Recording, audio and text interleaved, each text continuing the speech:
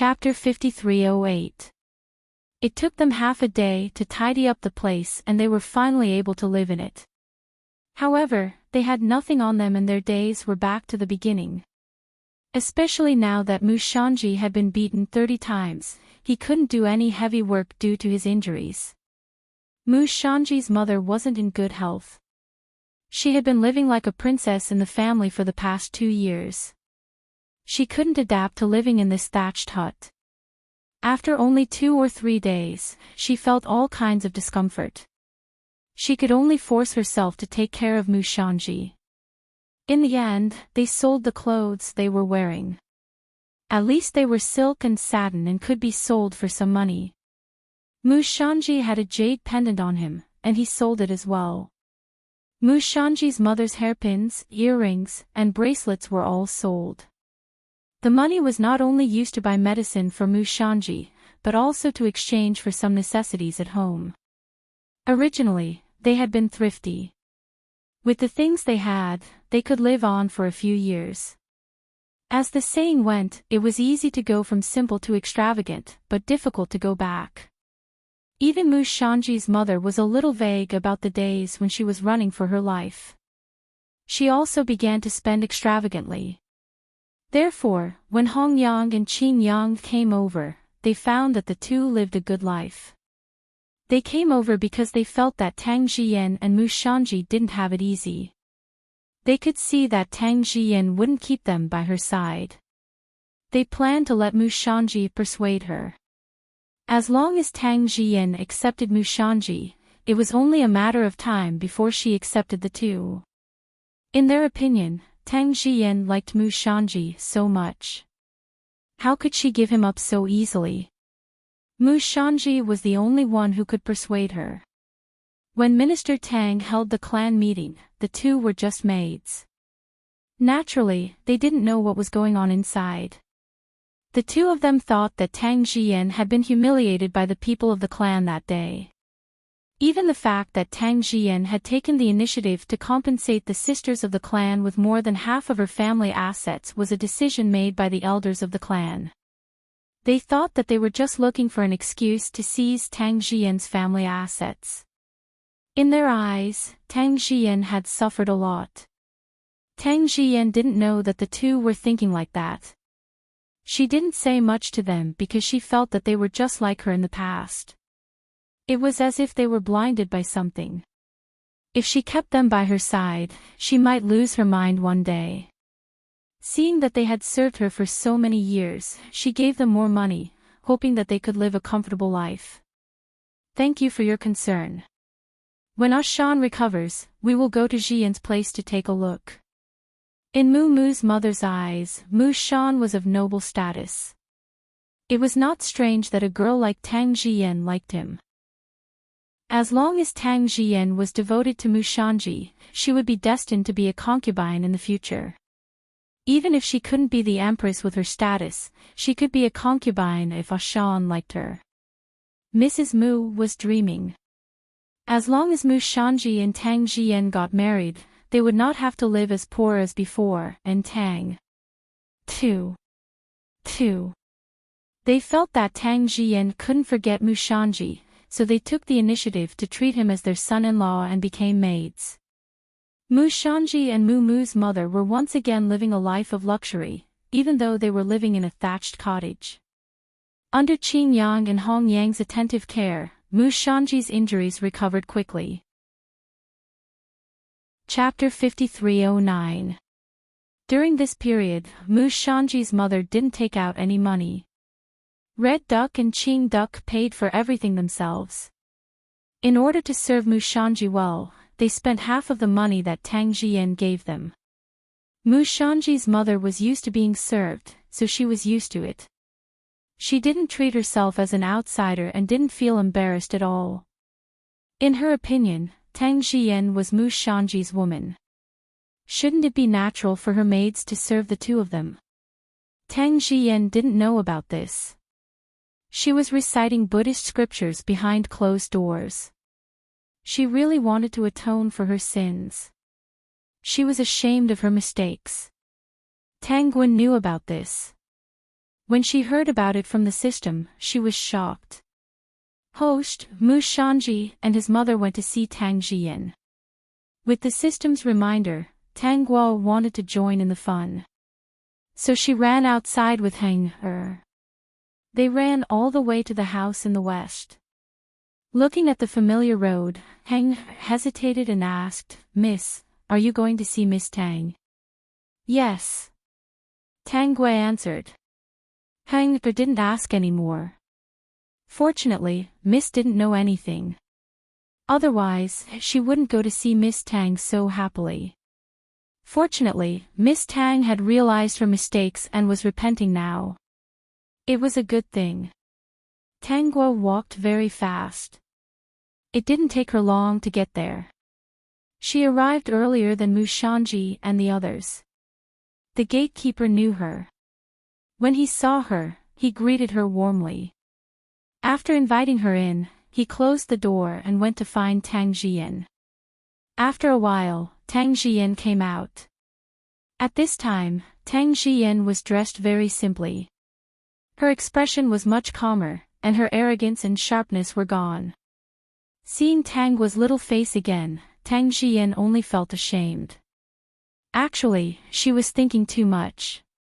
She always felt that the minister's mansion was not her home. Why couldn't she remember how well her eldest uncle and elder cousin treated her? Why was it that when outsiders gossiped about her, she could not stand it? When she was young, she actually liked to play with her cousin. However, as she gradually grew older, she heard more and more gossips outside, so she played less and less with her cousin. In fact, her cousin liked to share all kinds of good things with her. It was just that she had low self-esteem and was sensitive. She always felt that she was living under someone else's roof, as if someone was showing off something. In reality, his cousin was like a 3-year-old child. Did she know what it meant to show off? She didn't understand. She only knew how to share the good things in her hands with the people she liked and was close to. Fortunately, she was close to her cousin. Unfortunately, she didn't cherish those times. She, who had lost her parents and was sensitive to gossip, was jealous that her cousin had a good father. "Cousin."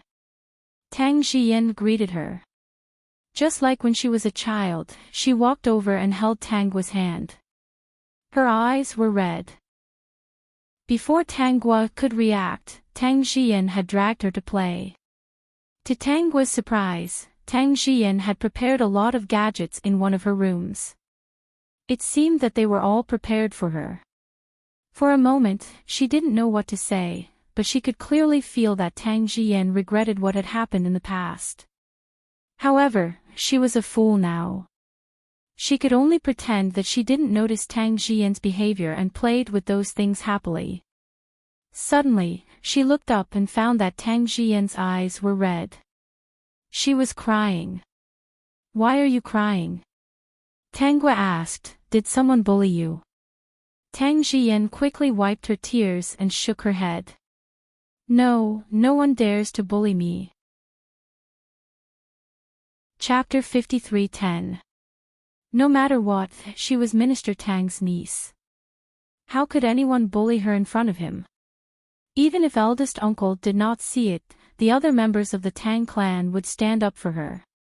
The reason why the Tang clan could become a big clan in Wuxian County was definitely related to their unity. What was it that gave her the illusion that she was lonely and helpless, that she was a pitiful creature who had no one to dote on her? She always felt that the healthy children of the clan pitied her and looked down on her every time they played with her and gave her gifts. Why didn't she think about it and realize that they were actually concerned about her? She thought too much and misunderstood. In fact, sometimes people were not as bad as they thought. It was just that she thought too much of them. "Cousin, if anyone bullies you, you have to tell Daddy."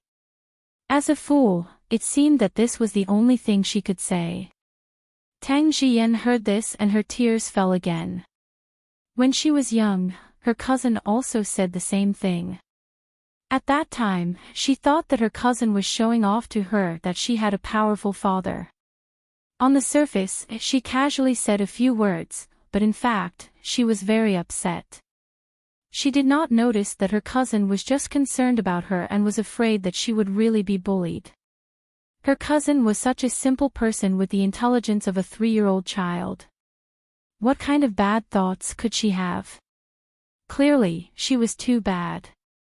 Back then, when she did those immoral things, perhaps she also had some thoughts of revenge. She had truly committed a heinous crime. Don't cry. The wind blew the sand into my eyes. I'm not crying. Really? Really? Why would I lie to you? Tang Jian had always wanted to atone for her sins. Suddenly, she thought of how to do so. The green lamp accompanied the ancient Buddha was just an escape from everything in reality. She might as well protect her cousin with eldest uncle. If one day her cousin got married, she would guard her and keep an eye on that person to see if he was a good man. If it wasn't a good person, she would expose the other party's true colors. Thinking of this, Tang Jian was suddenly enlightened. This was much better than sitting at home, eating vegetarian food and praying to Buddha. Tang Guo didn't quite understand what the light in Tang Jian's eyes meant. At this moment, the concierge hurriedly ran in. He subconsciously glanced at Tang Guo and Han but still came to Tang Jian's side and whispered, "Miss, Mr. Mu and his mother are here, and Qing Yang and Hong Yang are with them." Tang Jian's face paled and she said, "I won't go see him. Tell them to go back." "Yes, Mississippi," the gatekeeper heaved a sigh of relief. He was really afraid that this young lady's mind was not clear and she would get involved with Mu Shanji. If something really happened, the clan would not give them any face. The matter from last time had been resolved, and the people of the clan were quite satisfied. As long as Tang Jian didn't make any mistakes, if there were any difficulties in the future, the clan would definitely help her. If she really got involved with Mu Shanji again, not to mention the clan, even the concierge would not forgive her. Wait a minute. Tang Jian thought of something and stopped the gatekeeper. "Please pass on a message to Mr. Mu. Let bygones be bygones. We can't make any more mistakes. In the future, we'll go our separate ways and don't entangle with each other anymore. Please don't come to me again. Tomorrow, I will announce to the public that I will never marry." The gatekeeper was shocked, but he didn't dare to say anything. He quickly agreed and went to respond to Mu Shanji. Chapter 53:11. Please inform them again.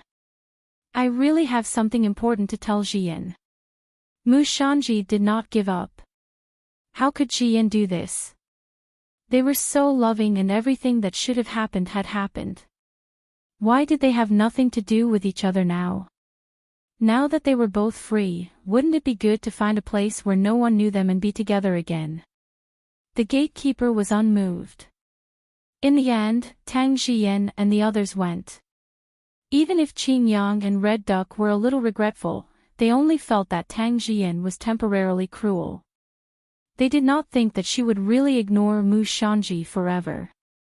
After so many years, the outside world knew about Tang Jian and Mu Shanji.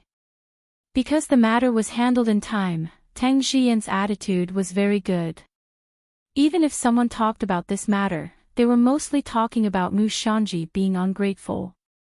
Those who talked about Tang Jian shook their heads and sighed. They said that a good young lady, who should have been the young madam of the Xia family, had ruined her life.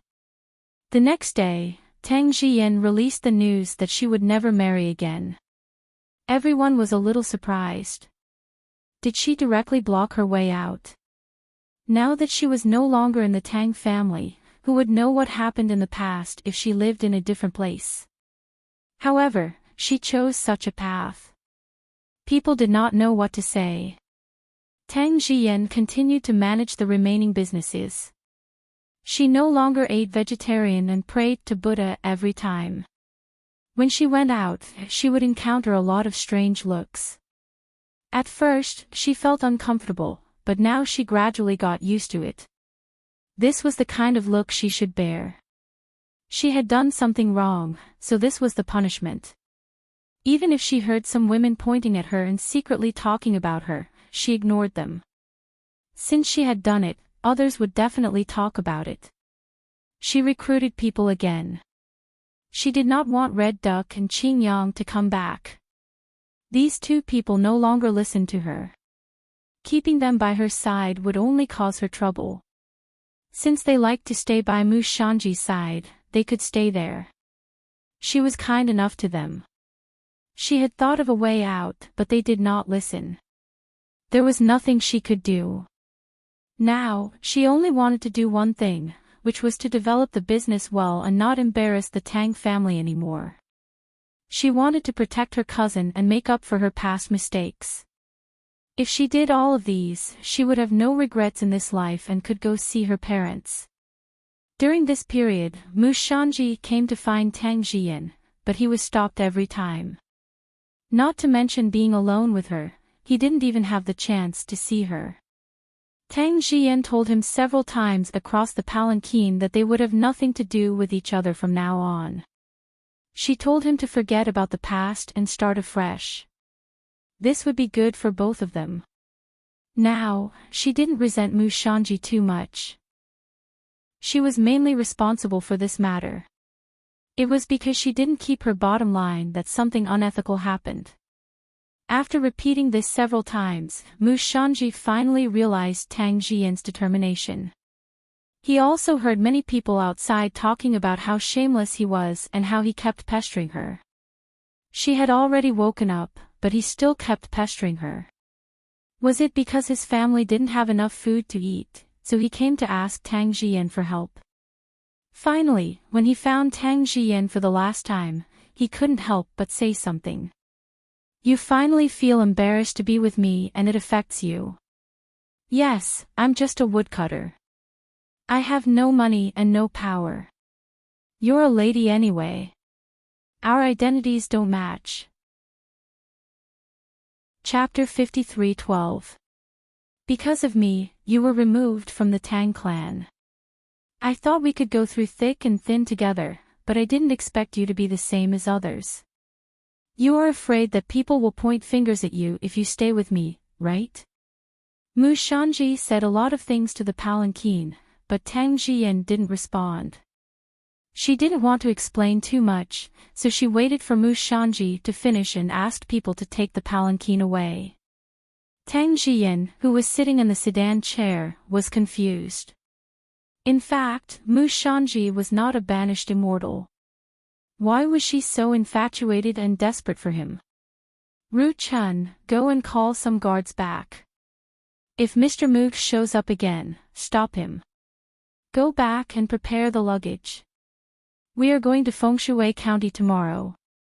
Ru Chun said, yes, Mississippi. Mu Shanji made a scene several times, and the whole Wuxian County knew that he kept pestering Tang Jian, so they didn't give Tang Jian as much advice.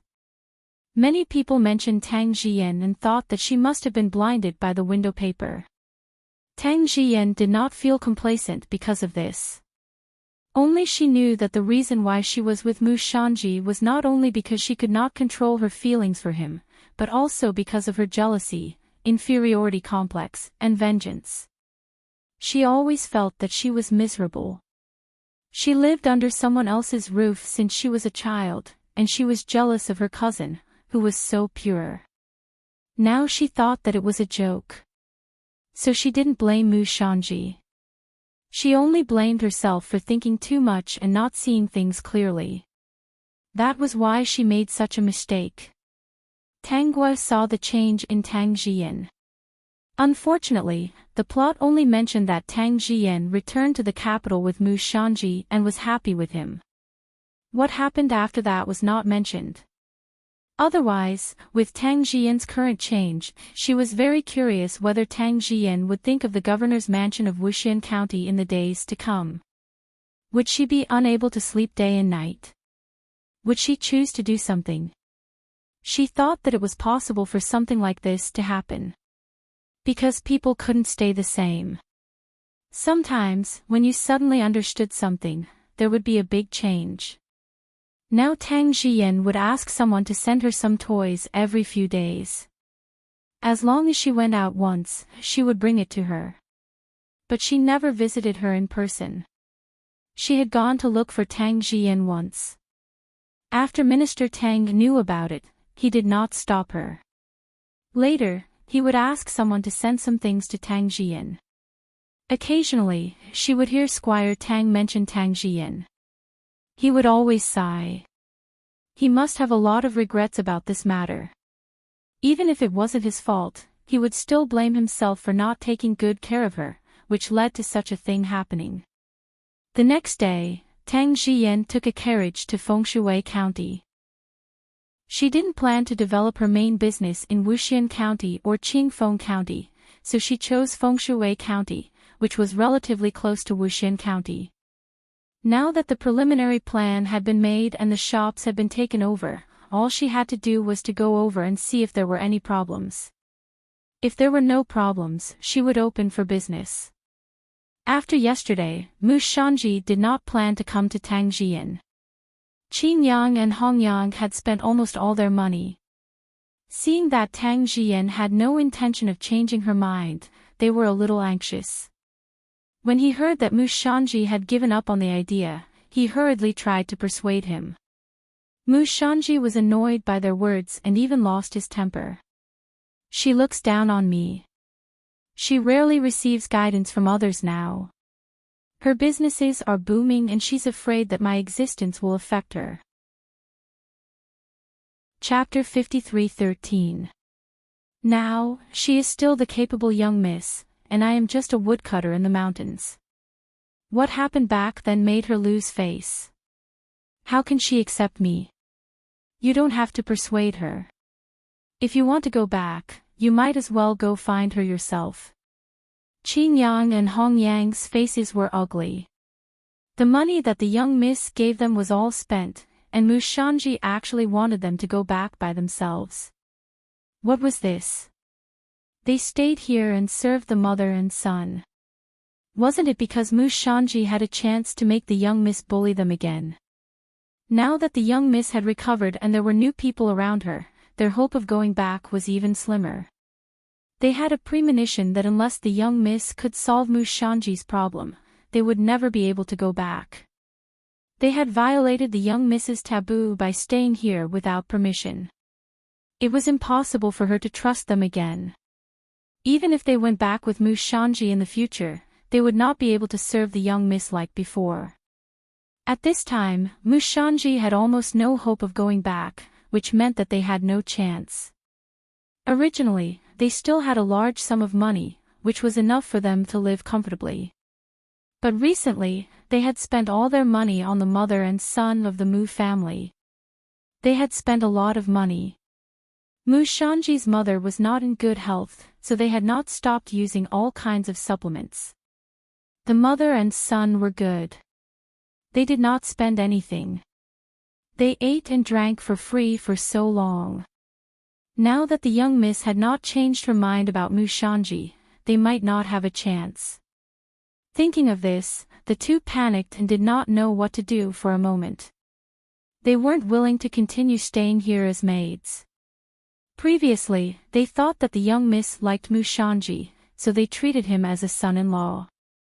Now that the young miss did not like him, why did they still rush to serve him? The mother and son's attitude was really rude. They treated them as servants.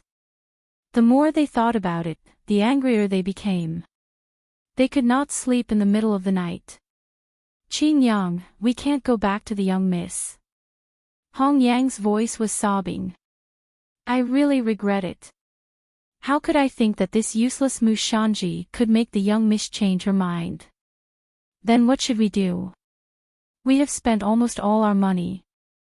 If we want to leave, we might not even have enough money.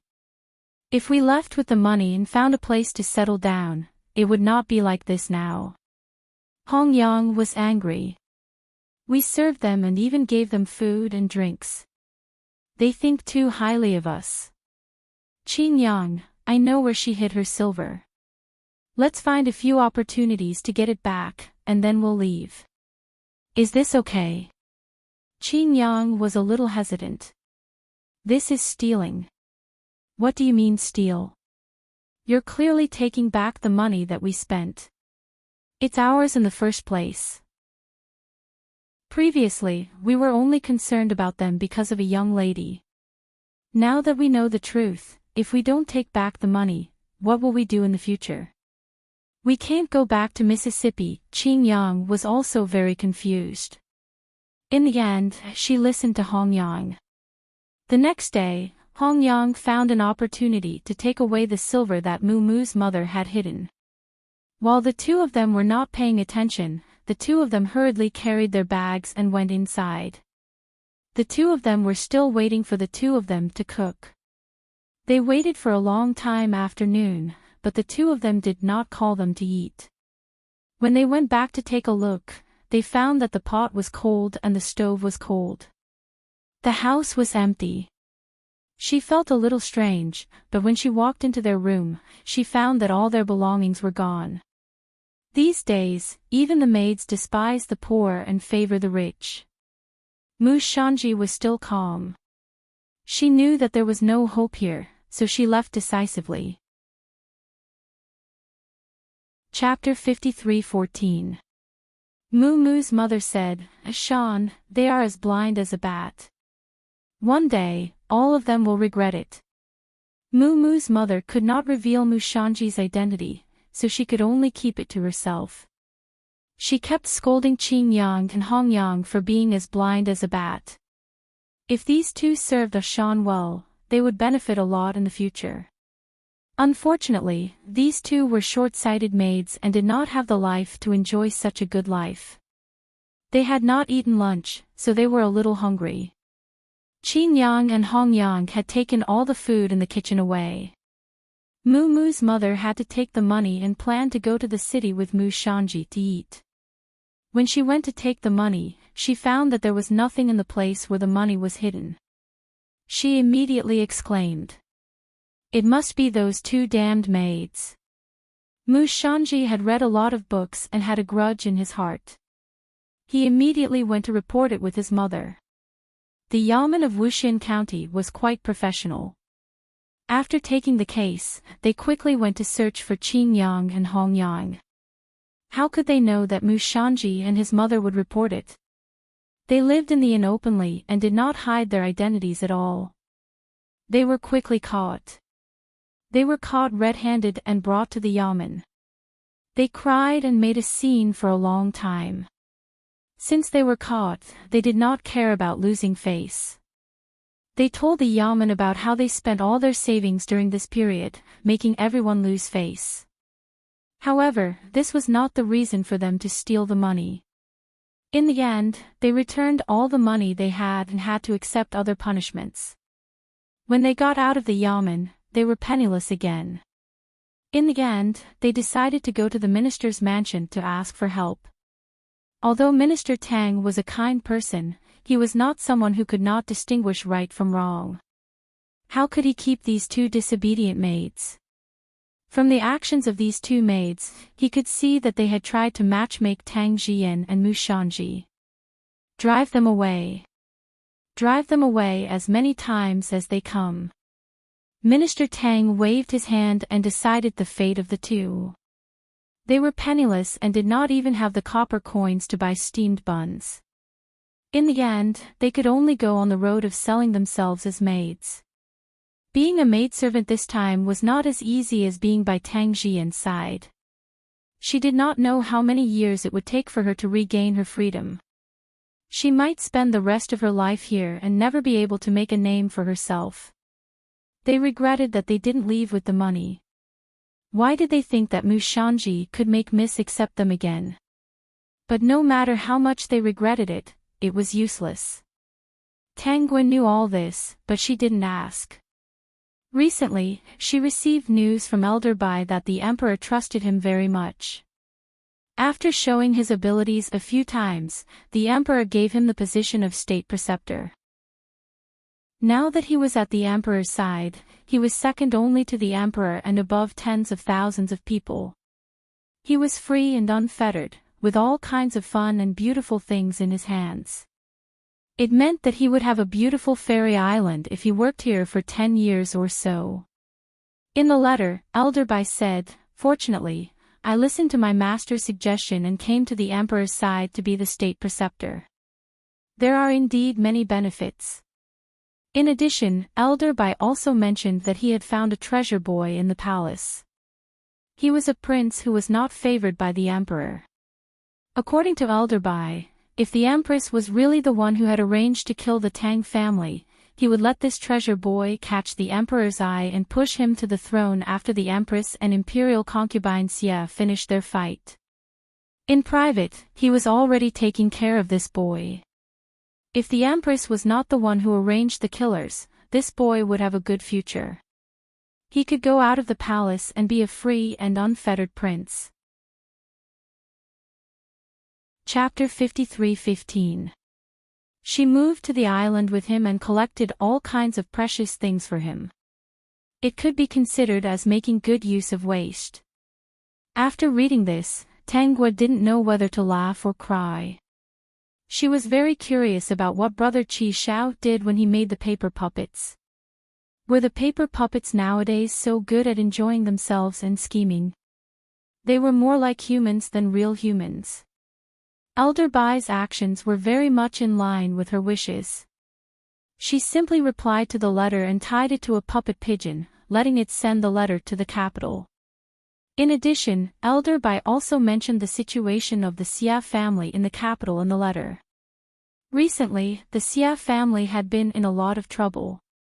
First, the matter of a junior of the Xia family beating someone to death was revealed. It was because the family of the deceased suddenly had a promising family member who wanted to redress the injustice for his family. The evidence was conclusive and the empress secretly intervened. This junior of the Xia family was imprisoned in the prison. It was said that he was likely to be beheaded, even with imperial consort Xia's help. With Elder Bai's help, the emperor's body was strong and his mind was much clearer. Occasionally, Elder Bai would mischievously remind the emperor of imperial consort Xia and the empress's intentions. As a result, the emperor was not bewitched by the two of them at all. He was just pretending to play with the two of them. Tangguo felt that if Elder Bai was born in the palace, few people would be able to beat him, right? An old man was quite good at it. A few days later, when Tangguo went out to play, she saw people moving things to and fro on the opposite side of the road. She curiously followed them to take a look. After walking for about 100 meters on the path, she found that those people were moving things into the deserted house on the opposite side of the road that had been empty for a long time. She walked over to take a look and found that these people were tidying up the house and weeding the house. It seemed that this place was going to be occupied and the owner was repairing the house. This house was quite big. Han Er muttered in a low voice, "I don't know who moved in. I should go back and tell the minister about this. After all, it's so close to the minister's residence. They will be neighbors in the future." Tangguo didn't know who it was and just glanced at it for a while before ignoring it. In the afternoon, Han Er told Minister Tang about this matter. Squire Tang immediately sent someone to inquire about it, but the owner didn't show up. Those who did the work were hired workers, so they didn't know the owner's name. A few days later, someone from the minister's mansion came to visit. Squire Tang was a little surprised to see the person who had just arrived. In fact, it was the Tang family who had let the Xia family down. Even if the Xia family was reasonable, they might not want to interact with people like him. Just mentioning it would make them feel unlucky. But he didn't expect Xie Rong to come personally. "Young Master Xie, may I know what brings you here today?" There was no special relationship between the two families. Since they were here, there must be something. Squire Tang guessed in his heart. What exactly was the matter? Xie Rong glanced around the room and didn't see the person he wanted to see. He said without changing his expression, "How is Squire Tang?" "I'm fine." Thank you for your concern. Squire Tang said politely. Xie Rong didn't beat around the bush and said directly, I do have some matters to attend to today. I have already purchased the house not far from the minister's mansion. From now on, the Xia family will move here. Squire Tang was stunned and didn't react. Wasn't the Xia family's mansion good? Why did they suddenly move here and become neighbors with him? Didn't they feel unlucky? After all, what Jian did back then was really embarrassing. The Xia family didn't mind. Squire Tang looked at Xie Rong and was very puzzled. Chapter 53:16. Xie Rong pretended not to see it and continued, You know that there were some bad things in the Xia family's house in the past.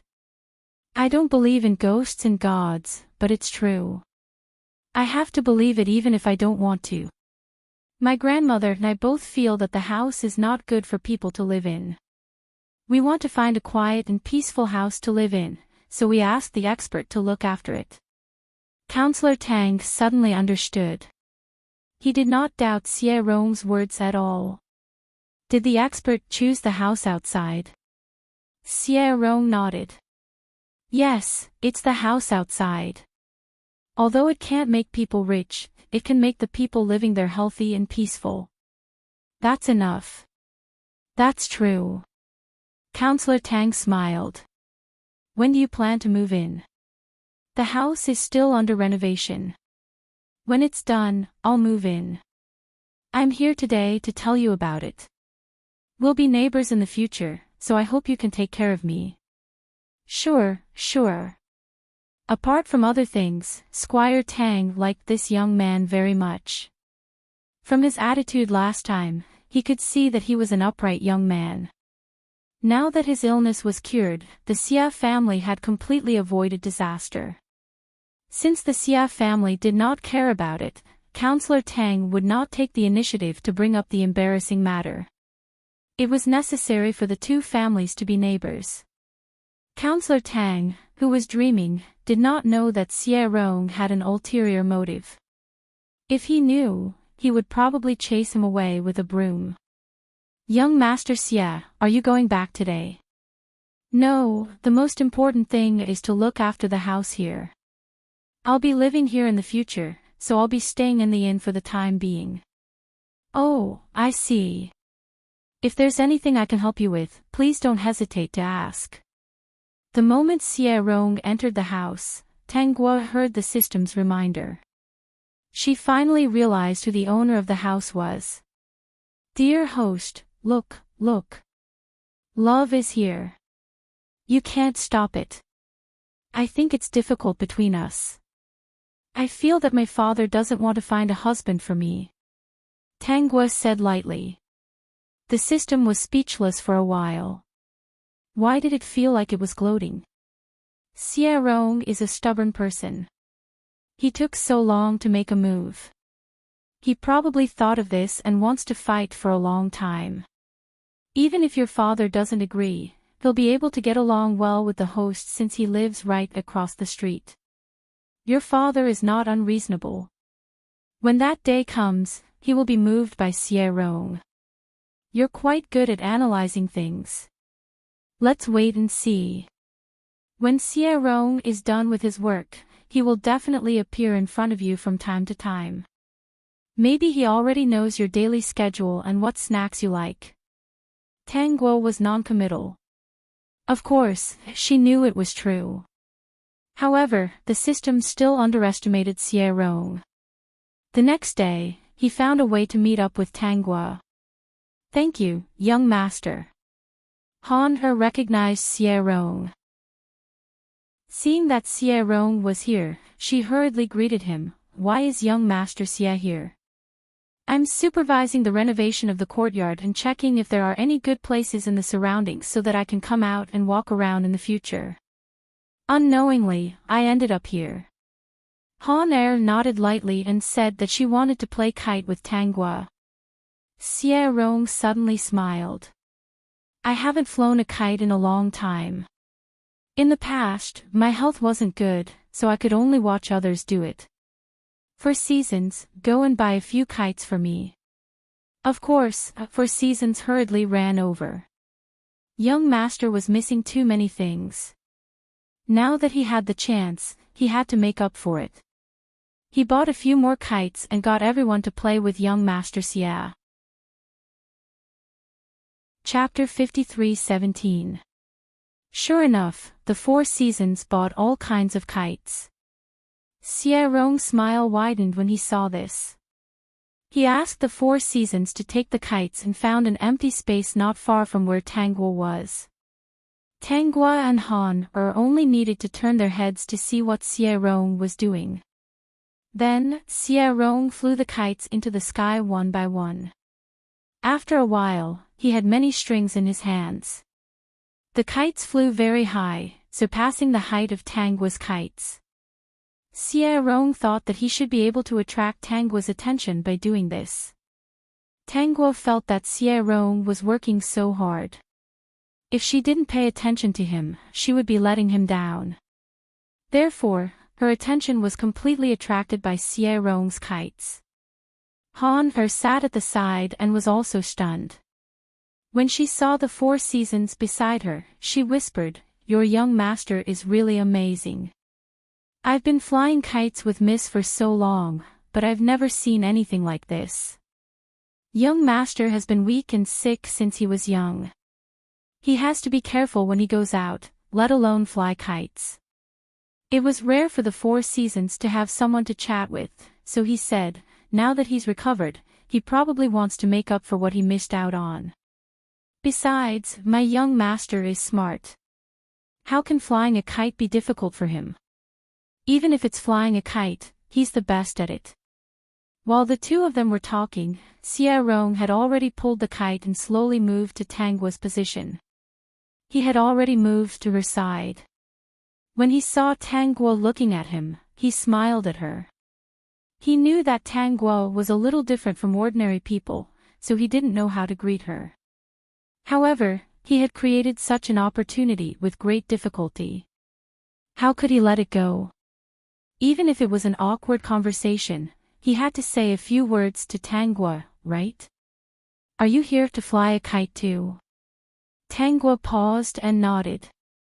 "I'm flying a kite. Actually, it's better to fly a few more kites." After Xia Rong said that, he pointed at the kite string in his hand that was innumerable at a glance. Then, he pointed at the kites floating in the sky. They were floating in different positions without any intention of tying a knot. Tanguo looked up and pretended to be envious. "It's beautiful. Do you like it very much?" Xia Rong asked. "Tanguo, I like it. Then I'll lend it to you." Xia Rong handed the kite string in his hand to Tanguo. Afraid that she wouldn't take it, he added, "Try it." After saying that, he realized that Tanguo was different from ordinary people, so he really didn't know what her reaction would be. Tanguo threw away the kite string in her hand and took the kite string from Xia Rong's hand. Before he could react, she ran away with the kite string. Because of her running, the kite's position also changed slightly. Xia Rong was focused on catching Tanguo's kite. When he caught it, he realized that Tanguo had been running with the kite string for a while. She kept retracting the string, as if she wanted to pull all the kites in the sky back. However, he had placed it too high, and it was not that easy to retrieve it. He took the kite and quickly walked over. "Do you want them back?" Xia Rong really didn't know how to strike up a conversation with her. His usual intelligence couldn't be used in front of her at all. He could only use the original method and say some very clumsy words. "Yeah," Tanguo answered. "Retract them." Xia Rong didn't ask why. In his opinion, there shouldn't be a reason in her world. She just wanted to do it. Chapter 53:18. Since he chose to come here, he was mentally prepared. Xia Rong reached out for the kite string. "I'll help you collect them, okay?" Tang Guo looked at Xie Rong and returned the string to him. Before Xie Rong received the string, he was still smiling, but after receiving it, his smile froze. Because for some reason, the kite strings were all knotted. Not only were there knots at the bottom, but there were also knots at the top. He looked up at the kites for a long time and felt dizzy looking at the knots. Then, his gaze landed on Tang Guo. He was puzzled. How did she do it? Tang Guo looked at Xie Rong with a serious expression, as if she was looking forward to him collecting all the kites. Xie Rong felt confident again. He silently collected the kites. Although it was very laborious, he was confident that he would be able to collect all the kites. Han and Four Seasons chatted for a while before going to look for the masters. In the end, they found Tang Guo and Xie Rong standing together. The two hurried over and found Xie Rong collecting a bunch of kites that were tied into pairs. Han looked at Four Seasons. Four Seasons' mouth twitched as if saying, "Didn't you say that your master was the best at flying kites? Why is he flying so many kites now? They even got knots." Four Seasons was speechless. He didn't know either. He felt that this should be an accident. Young master was usually very confident in everything he did. Han didn't believe it. She stood beside Tang Guo. "Miss, are you tired? Do you still want to play kites?" "Yes." Han then realized that Tang Guo's eyes were on Xie Rong's kites. Miss must think that it was very interesting, so she waited patiently at the side. "The kites can't come down." Tang Guo realized that the wind was very beautiful. It blew the kites to a big tree, and some of the strings even got caught in the tree. It wouldn't be easy for Xie Rong to get all the kites down. That was why Tang Guo asked earlier. Xie Rong's forehead was dripping with sweat. It wasn't like Four Seasons bought any kites. It was easy to go up, but hard to come down. The strings got knotted too easily. Four Seasons, he can come down. Tang Guo simply squatted at the side and cupped her face as she looked at the kite in the sky. She looked extremely serious, which made Xie Rong even more motivated. Unknowingly, several hours had passed, and Xie Rong finally brought the kite down. Seeing how tired he was, Tang Guo shared half of her snacks with him. When Xie Rong received the snacks, he felt that he wasn't tired at all after working for a few hours just to get the kite down.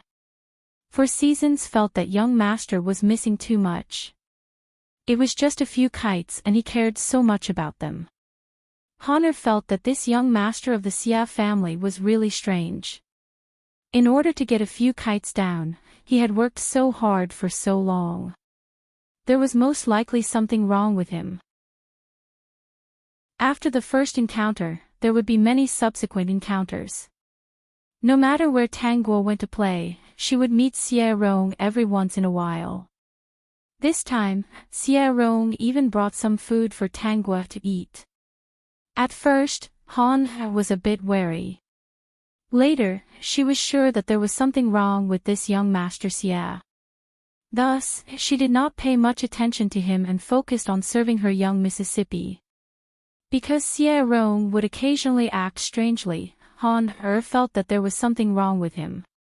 Little did she know that these actions were all influenced by Tang Guo. Chapter 53:19. It was the season for bamboo shoots to appear again. Xie Rong and old Madame Xia had already moved into the house not far from the minister's mansion. Ever since he moved in, Xie Rong would meet Tang Guo almost every day.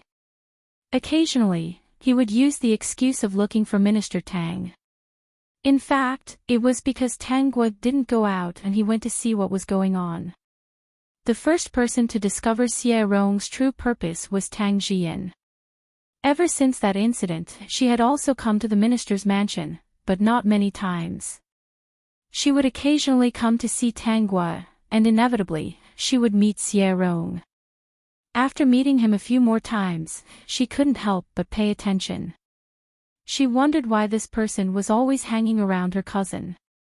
After asking someone to investigate, she understood that Xie might be thinking that way. If it was in the past, she might have gone to find Xie and told him to behave himself.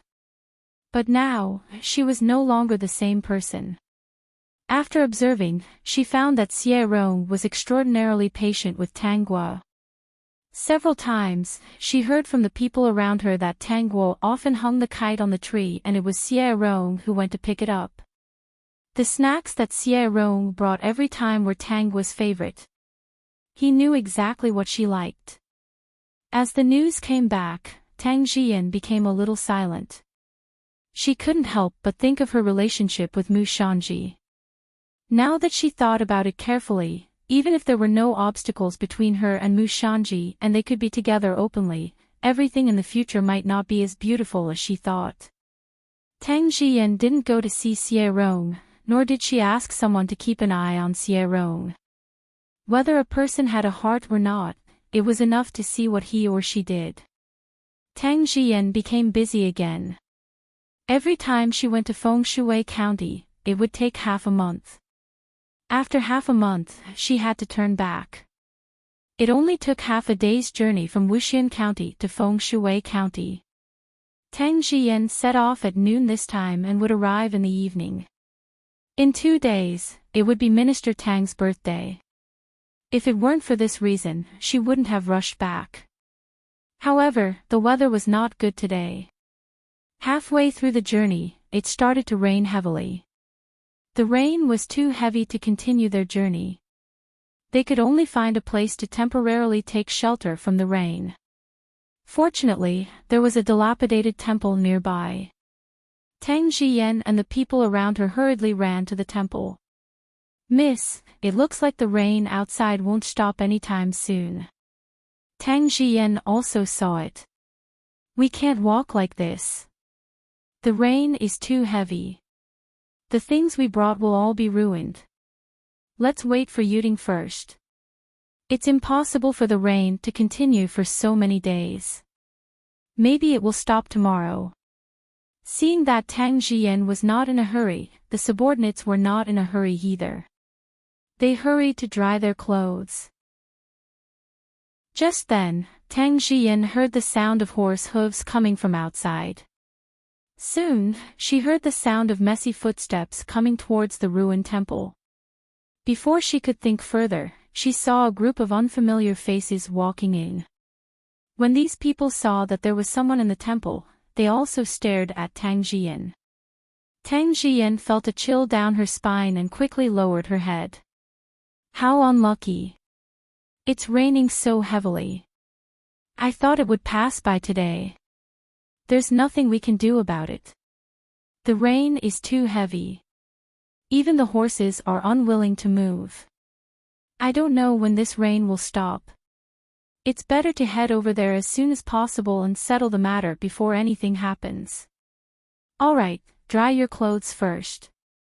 Let's not talk about anything else. Although Tang Jian was listening to their conversation, she did not take it to heart. These people were not to be trifled with. She winked at her subordinates and asked them to move over and leave most of the space for these people. Chapter 53:20. Fortunately, these people only glanced at them and didn't seem to care much. It seemed that they didn't want to talk to them. They sat at the door and seemed to be waiting for the rain to stop before leaving. The sky gradually darkened. Tang Jian's people gradually fell asleep. One of them took turns to stay awake. In the middle of the night, Tang Jian woke up and found that the rain outside had stopped. She looked at the servant girl beside her whose eyes were red and patted her gently. "Sleep for a while." "Miss, I'm not sleepy." "How can you not be sleepy? Your eyes are red. Go to sleep." Tang Jian looked at the ruined temple. "Those people have left. I'll go out and see if the rain has stopped. It will be dawn in a few hours."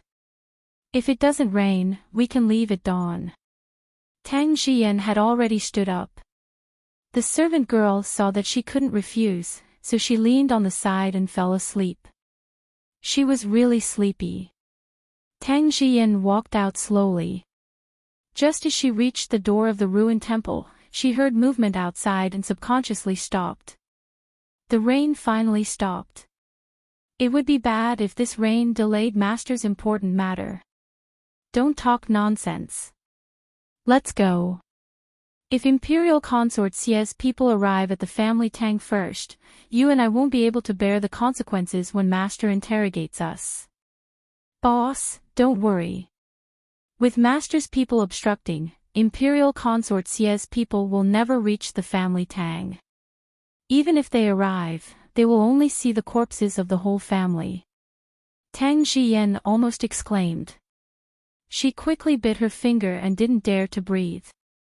She stood still at the door, afraid that a small movement would attract the attention of the people outside. If she was discovered by the people outside at this time, she and her subordinates would definitely not be able to escape. Even if it was hard for her to stand, she didn't move. Her legs were numb and sore. She bit her finger hard and didn't make a sound. She was really afraid that the people outside would return. If that happened, they would lose their lives. Perhaps God heard her inner voice. The group of people spurred their horses away and didn't look back. Tang Jian still didn't dare to move.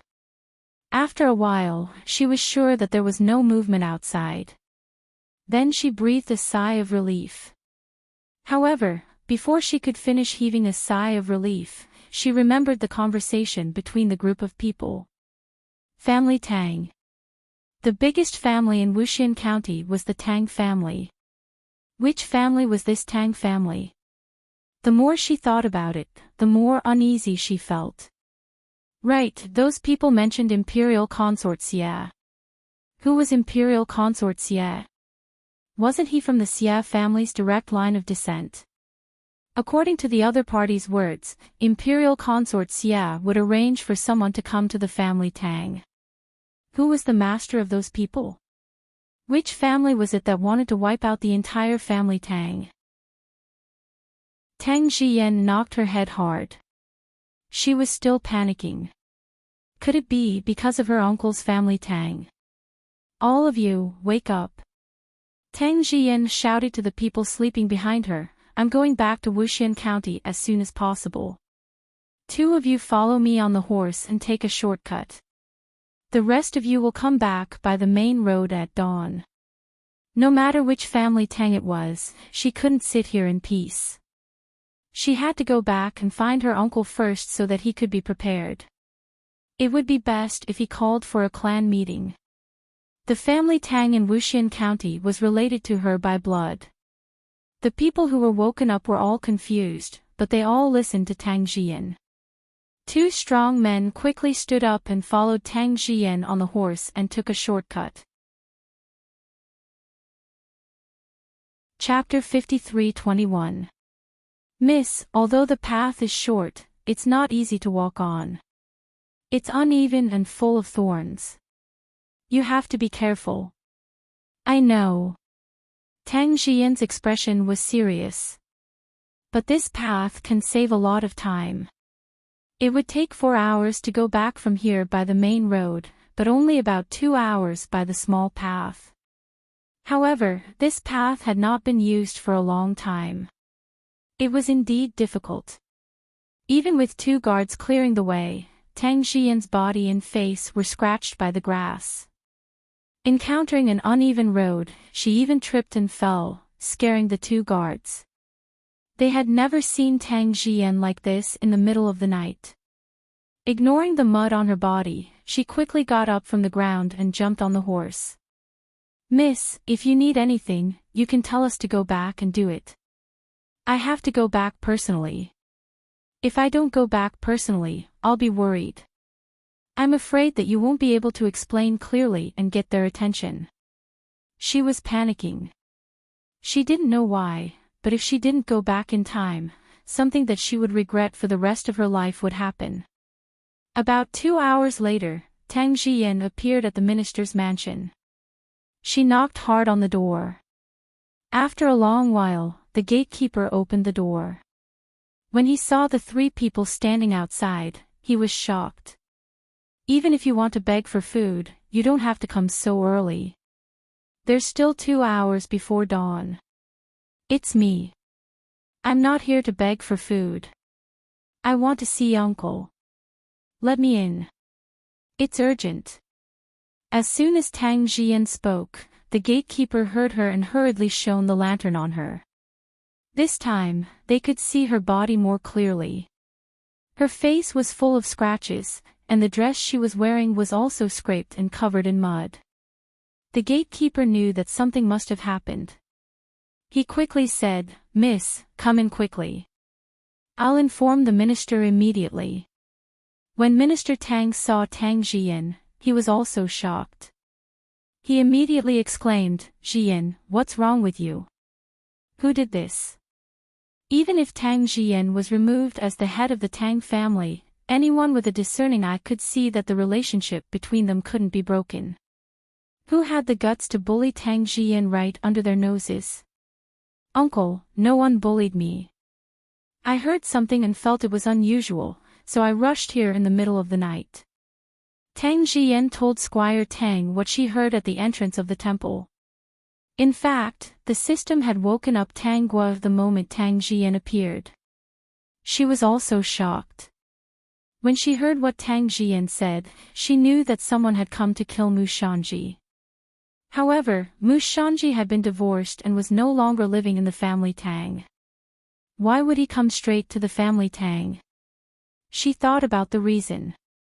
It was most likely because the news in ancient times was outdated. When Mu Shanji got married, Mother Mu should have sent the news to imperial concubine Xia. Mother Mu could not have told him everything that happened after that. There might have been a traitor on imperial consort Xia's side who leaked the news. In the end, the mastermind took the delayed news and arranged for people to kill their way to the minister's mansion. After hearing Tang Jian's words, Minister Tang was also shocked. Those people must be very scary to be able to make Tang Jian so embarrassed. He paced back and forth on the spot, not knowing what to do. It was late at night. He couldn't gather all the people in the clan. Suddenly, Minister Tang thought of the people living across the street. His eyes lit up. He heard that Xie Rong had a group of skilled guards. Should he recruit them? At the same time, he arranged for people to knock on the doors of the houses. When there was time, he asked them to quickly hide in the minister's mansion. Chapter 53-22. Without further delay, Squire Tang led his men to the house opposite to look for Xie Rong. When Xie Rong heard the purpose of their visit, he immediately gathered all his men and arranged for them to knock on the door of the Tang clan in Wuxian County and inform them of the matter. "For safety's sake, why don't we let everyone hide in my house? What do you think, Squire Tang?" Squire Tang thought it was better. At this moment, he didn't say anything embarrassing. The most important thing was to get out of trouble first. He didn't know which family the Tang family was targeted by that group of people. They must be from a big family to be valued by the other party. Seeing that Squire Tang had agreed, Xie Rong began to give his orders unhurriedly. Then, he glanced at Squire Tang's group. Other than Squire Tang and his two attendants, there was only Tang Jian and the other two who looked very embarrassed. He knew that Tang Jian had changed a little, but he didn't expect her to change so much. Of course, he didn't care much about it. "CG, take 2 men with you and bring all the people in Squire Tang's house here. I don't know when they will come, so Squire Tang doesn't need to go there for the time being. As for Miss Guo, let CG take some men with him." In front of so many people, he couldn't express his thoughts too clearly, lest Squire Tang became vigilant. He had to let Tang Guo rely on him first. If Squire Tang knew, he wouldn't have so many chances to get along with her later. It was absolutely right to let CG, his confidant, go to pick them up. Tang Jiyan couldn't help but take a few more glances at Xie Rong. Seeing how serious he was, as if this was a very normal thing, a smile appeared on her embarrassed face. It seemed that Xie Rong really liked her cousin. She hoped that he was sincere and wouldn't let her down when they got together in the future. Otherwise, she wouldn't let him go. Xie Rong was a little confused. He felt that Tang Jiyan's eyes were a little strange, but he didn't think much about it and started to get busy. Xie Rong's subordinates moved quickly. In less than an hour, they had brought all the Tang clan members to the Xie family. They were still a little skeptical. After all, their Tang family was considered a big family in Wuxin County. They had never done anything immoral and got along very well with the other families in Wuxin County.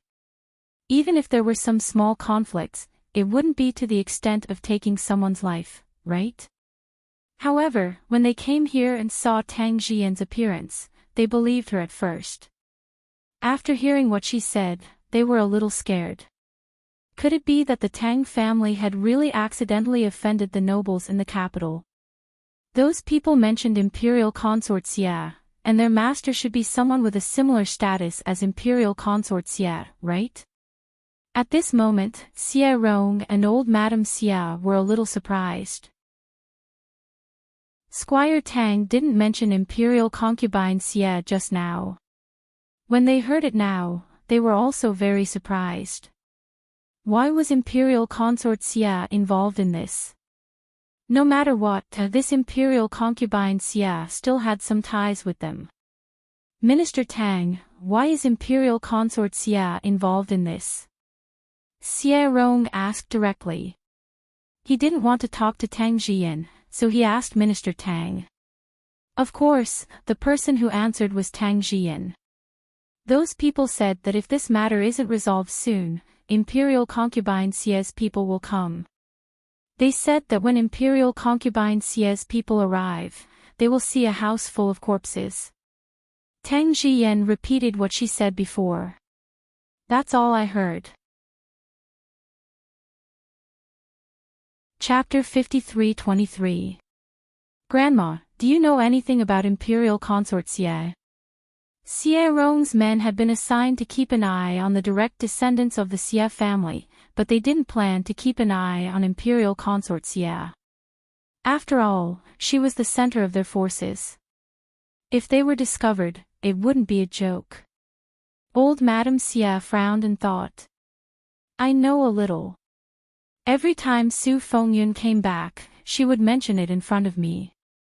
Especially that year, when Imperial Consort Xie gave birth to a prince. Although she didn't say it explicitly, I could tell from her tone that this world might belong to the direct descendants of the Xie family in the future. Everyone present sucked in a breath of cold air. If the emperor found out about this, the consequences wouldn't be simple. Speaking of which, it's strange. The next time we met, she didn't mention a word about this matter. It was as if giving birth to a prince was a dream. After that, she didn't mention it again. I guessed that the child might be dead. At that time, when I saw her smug look, I said a few words to provoke her. In the end, she said fiercely that her grandson was alive and well. Old Madame Xie didn't say the rest of the words. After all, Su Fengyun cursed her grandson to be dead. Her grandson couldn't be dead. Xie Rong didn't need to think to guess one thing. I know a little about Imperial Consort Xie. This is a rumor I heard when I went to the capital a few years ago, someone in the clan said. Not everyone in the Tang clan was involved in business. There were also some who were officials. However, the reason why the Tang clan was able to survive until now was definitely because of Minister Tang. In any case, it started from his generation. I heard that the prince that Imperial Consort Xie gave birth to died a few days later. The emperor was heartbroken. She was originally Imperial Consort Xie. It was because he felt sorry for her that he gave her the title of Imperial Consort Xie. As for the rest, I haven't heard of it. Xie Rong's mind spun quickly. What made Imperial Consort Xie's men come to such a small place like Wuxin County? Combined with old Madame Su's words, I think the prince that Imperial Consort Xie gave birth to might not have died. In order to protect himself, he might have wandered among the commoners. Maybe he's in Wuxin County. When Xie Rong's words fell, it made everyone even more stunned, and they nearly cried out in surprise. Tang Guo couldn't help but look at him a few more times. This guy also knew how to guess. He guessed the truth in an instant. His brain was really as flexible as Four Seasons said. Could it be that this prince has fallen into the hands of our Tang clan? Is the person who wants to kill the entire Tang clan a match for Imperial Concubine Xie? Squire Tang was stunned for a moment before he came up with a conclusion that even he himself thought was absurd. After he finished speaking, everyone fell silent. It seemed that they all believed that this was the reason. Then take a look. Whose child isn't their own? Squire Tang coughed softly. It's safer to find her. If that's the case, we'll wait for Imperial Concubine Xie's people to come and pick her up. My son is my biological son. The children in my family are also my biological children. Don't doubt me. She's my biological daughter. I definitely didn't pick her up. I can guarantee that it's not my house. The people of the clan began to prove their innocence one by one, expressing that they would never raise a child. Squire Tang glanced at them. It seemed that they really didn't pick up the child. The people of the clan were very silent. For the time being, they couldn't think of any other reason. They could only wait in the Xie family. Chapter 53-24. Everyone in the Tang clan looked at each other, and the suspicion in their eyes disappeared. Everyone knew that their wives, daughters-in-law, and granddaughters-in-law were pregnant. It was no secret. Everyone in the family needed to keep in touch with each other. Therefore, there was no way to hide the fact that she had picked up a child. Then, what was the relationship between the Tang family and Imperial Consort Xie? Tang Guo wasn't worried at all. She just sat on the side and ate the snacks that Xie Rong prepared for her. She had a carefree look on her face. Tang Jiyan did not have time to change her clothes or freshen up. She just stayed by Tang Guo's side. At this time, no one thought that freshening up was more important than their lives. Because Tang Jiyan had rushed back without stopping, the Tang clan members looked at her with much gentler eyes. They had all seen the changes in Tang Jiyan in the past few months. The Tang clan members were quite pleased with her change. She was finally on her way and no longer fooled around with the restless Mu Shanji. Tang Jiyan also felt the kind eyes of the Tang clan members. She still could not understand the foolish things she had done in the past. Suddenly, Mu Shanji flashed through her mind. It was not that she still missed him. After Mu Shanji chased after her and scolded her a few times, she did not have the same feelings for him as before. Instead, Mu Shanji's identity was somewhat suspicious. It was said that Mu Shanji and his mother were outsiders, so they did not have a good life here. It was said that they had fled here. However, Mu Shanji's mother's speech and behavior were obviously not ordinary rude women. Especially for a young man like Mu Shanji who chopped wood for a living, Mu Shanji's mother taught him to read and later borrowed books from others. Moreover, Mu Shanji had been Minister Tang's son-in-law. Also, Mu Shanji's mother was very arrogant when she took Mu Shanji away in front of the Tang clan members, as if she knew that Mu Shanji would make a comeback. The reason why she remembered it so clearly was that she could not let go of Mu Shanji at that time. All her attention was on them. To be honest, if the Tang clan members had not scolded her awake, she would have thought of selling the family property after this matter was over. Then, she would go to a place where no one knew them and start a new life with Mu Shanji. Now that she thought about it, she felt that she was crazy at that time. Fortunately, there were so many clansmen in the Tang family, so she did not make a foolish choice that would make her unable to raise her head for the rest of her life.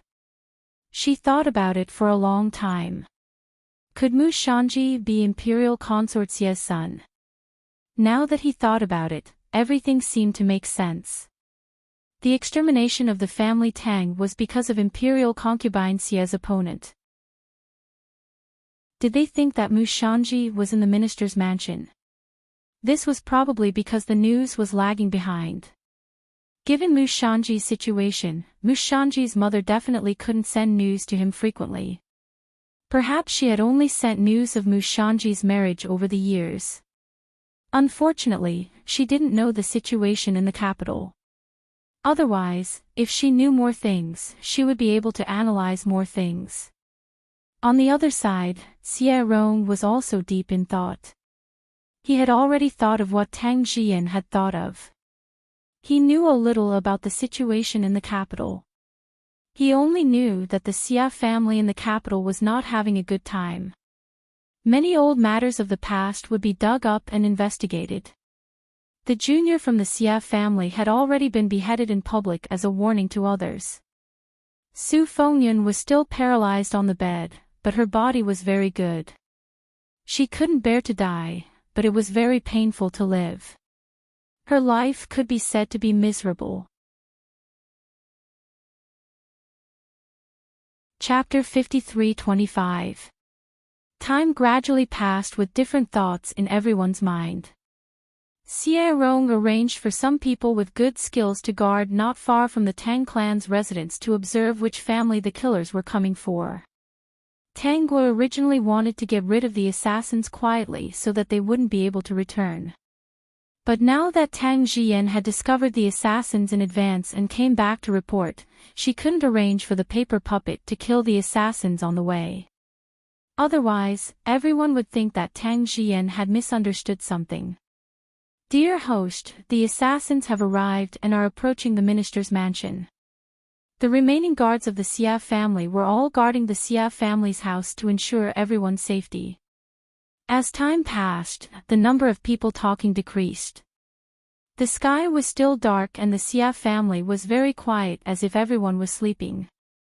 On the wall not far from the minister's mansion, there were also people watching the gate.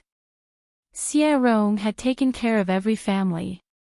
When the assassins appeared at the minister's mansion, climbed over the wall and opened the gate, the guards on the wall quietly jumped back to the Xie family's house. He quietly walked to the center of the crowd. There was only a very weak light in the middle of the crowd. Xie Rong looked at this person and didn't say anything. But the guard could tell that Xie Rong was asking him if he had discovered something. The guard whispered, "Young master, I just saw a group of men dressed in black jump into the mansion. After they jumped in, they opened the door. After that, another group of people rushed in. The number of people is not small, there are about 30 of them." Xie Rong looked at Tang Jian this time. Tang Jian quickly nodded and said in a low voice, "It's about that number." The Tang family members knew that things were not normal. Although some of them didn't hear what the guard said, no one dared to speak at this time. Assassins were not simple people. They didn't know martial arts. If they were discovered to be talking loudly, wouldn't they implicate everyone? Although there were guards here, they weren't sure if Xie Rong's guards were a match for the assassins. Minister Tang was stunned. Why did the assassins go to his house? Even though the light was dim, he could see that the Tang family members were looking at him with suspicion. It was as if they were asking if he was guilty when he asked if they had adopted a child.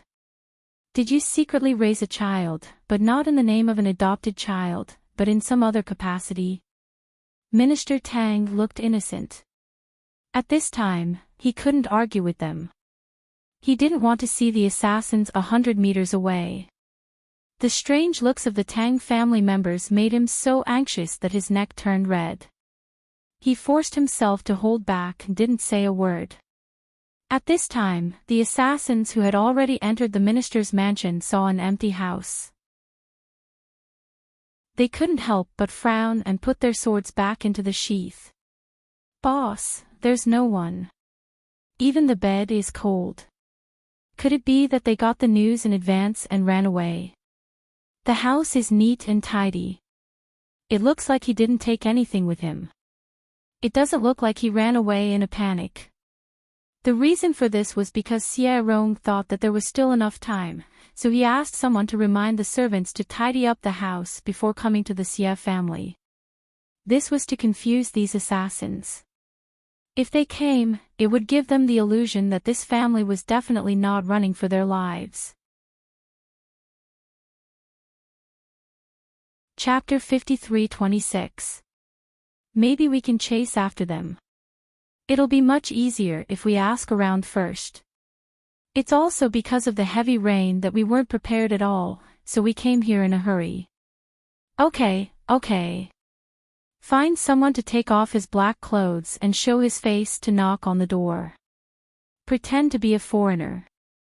Remember, except for the family Tang and that little bastard, don't cause any trouble. Yes, boss. After a while, the person who pretended to be a foreigner arrived at the door of the Xie family's house. After knocking on the door twice and waiting for a while, the gatekeeper pretended to be sleepy and walked out. "Who is it?"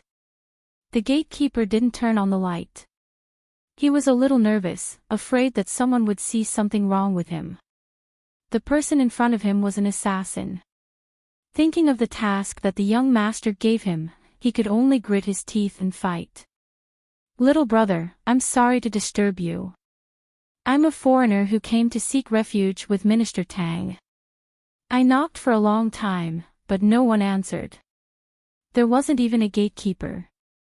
I just want to ask, where did the family go?" When the gatekeeper heard this, he would have believed it if he didn't know the other party's purpose. "Are you talking about Minister Tang's family opposite?" "Yes. You've asked the right person. I just talked to the servant of the opposite family yesterday. He said that the people of the minister's mansion will fly up early in the morning. It seems that they were guided by an expert. The main purpose is to exorcise evil spirits and invite the gods. When it comes to this, even the gatekeeper can't be left behind. If he stays, he's afraid that he'll be possessed and offend the gods. As for where the people of Minister Tang's mansion went, I don't know. We just moved here not long ago, so we're not familiar with it." The gatekeeper yawned. "I'm really not familiar with it. Why would the minister's mansion want to exorcise evil spirits and invite the gods?" The gatekeeper thought to himself. He was still thinking about how to complete the task that the young master gave him. He looked around and whispered, "Are you really their distant relative?" "That's right. Otherwise, why would I come here so early in the morning? I heard that Uncle Tang is a kind person. I really have no other choice but to come here and try. Then let me tell you, this matter is not a secret. This official is indeed a good person, but his taste is not good. A few years ago, he found a husband for his daughter. Unfortunately, this man is not a law-abiding person. He deceived the official, deceived the young miss, and even used despicable means to seduce the young miss and ruin her reputation. Some time ago, he made a big fuss. In a fit of anger, the minister divorced him and chased him back to where he came from. When the person who asked around heard the news, he was shocked. So that little bastard had already been divorced. If that was the case, they would not be able to find anything even if they went to Family Tang. It seemed that there was nothing much to keep an eye on at Family Tang. Alright, I've already told you so much. If you don't have anything else to say, just wait. They might go back in the evening. Thank you, little brother." The assassin who asked around quickly ran back and told the assassin boss the news. "I didn't expect that there would be such a thing. After the boss heard the news, he also gave up the idea of exterminating the family Tang. If they really couldn't kill him, it might even make the little bastard vigilant. At that time, Imperial concubine Xia might really be able to find him. Did you find out where the little bastard is? No, that person is a little impatient. I'm afraid that if I ask too much, the other party will be suspicious. Forget it. We'll go and ask around during the day. Since he has already left the family Tang, it's easier to kill him. Chapter 53:27. After all the assassins had left, the people in the Xia family heaved a sigh of relief. For safety reasons, they didn't light up the lamps and let the small lamp in the middle shine. After a long silence, the Tang family's uncle coughed softly. Yuanqing, why would these assassins go to your mansion? It seems that they are after the mansion. The others also stared at Minister Tang without blinking. Yes, it seemed that this disaster was directed at the mansion. They were all a little worried. The assassins had left now, but they might come back at any time. If they weren't careful, the mansion would be destroyed. What should they do? Now that they knew the danger in advance, they had to think of a way to get through this disaster. Xie Rong, on the other hand, wasn't so worried. He combined the information he knew and thought that it was very likely that Mu Shanji was the little prince that Imperial concubine Xia had left outside. He had already ordered 2 people who were good at fighting to guard around Mu Shanji's house.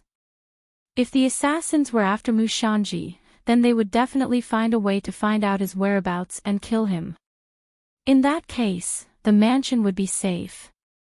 If not, he would arrange all the guards to go to the mansion. He wasn't afraid of trouble. Besides, Minister Tang was speechless when he saw the worried look on everyone's faces. I really didn't offend anyone. I haven't had any contact with the capital all these years.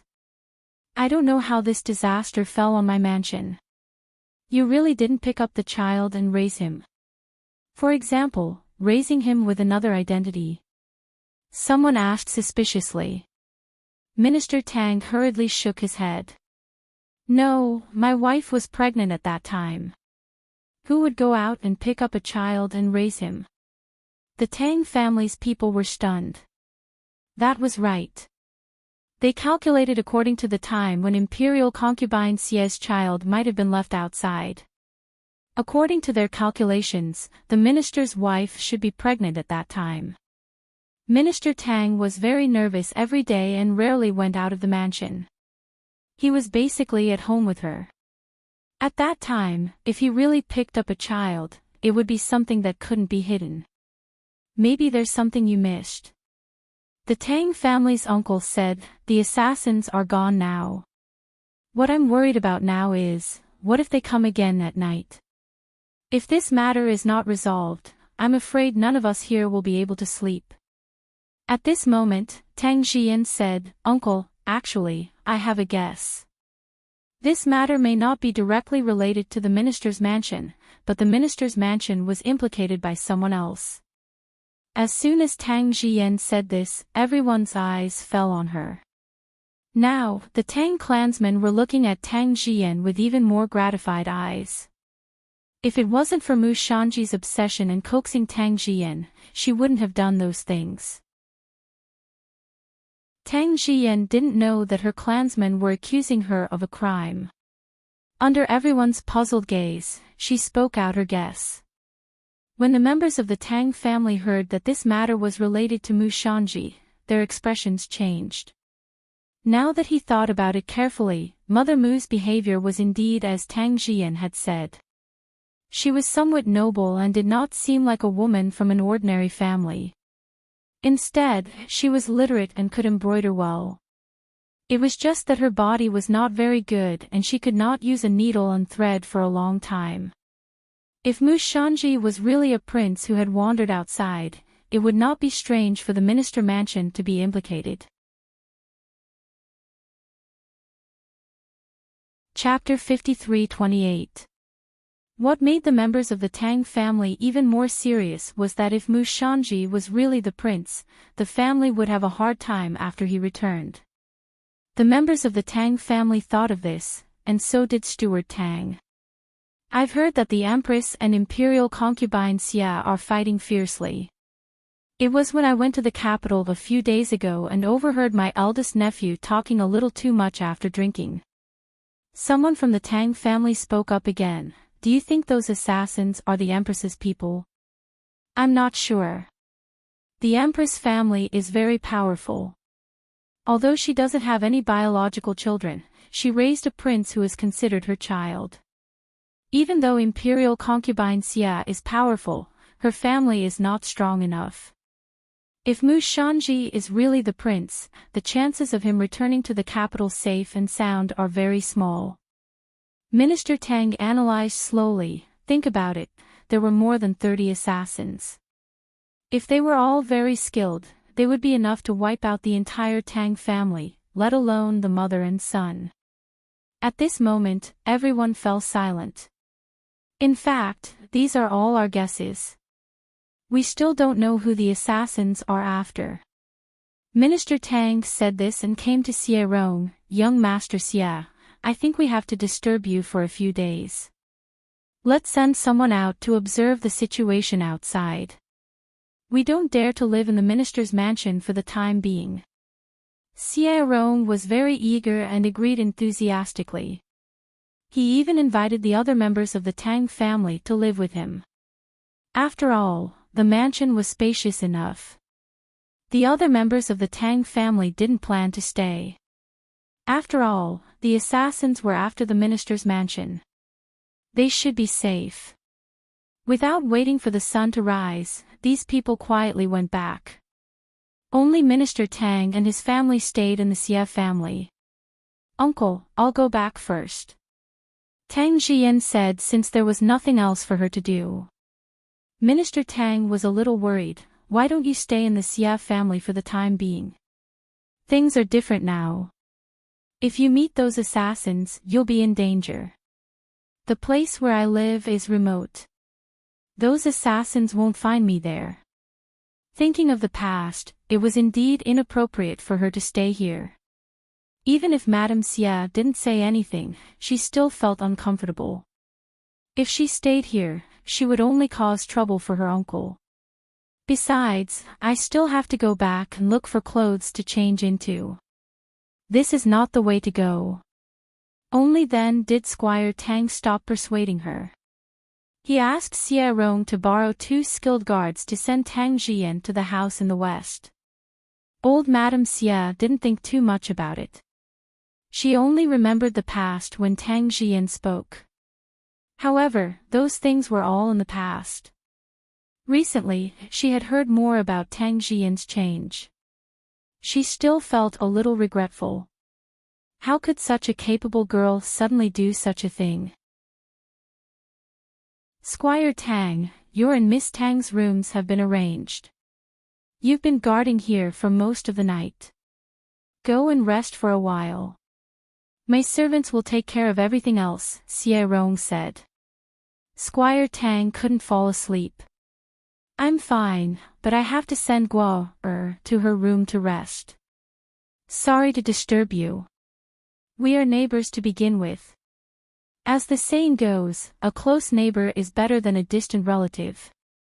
In the future, I may have to rely on Minister Tang for many things. System, that's right. After all, you're always thinking about someone else's daughter. Isn't that enough? Tang Guo did not stay in the hall for long. She wanted to go back to the room and see what the killers were doing. Chapter 53-29.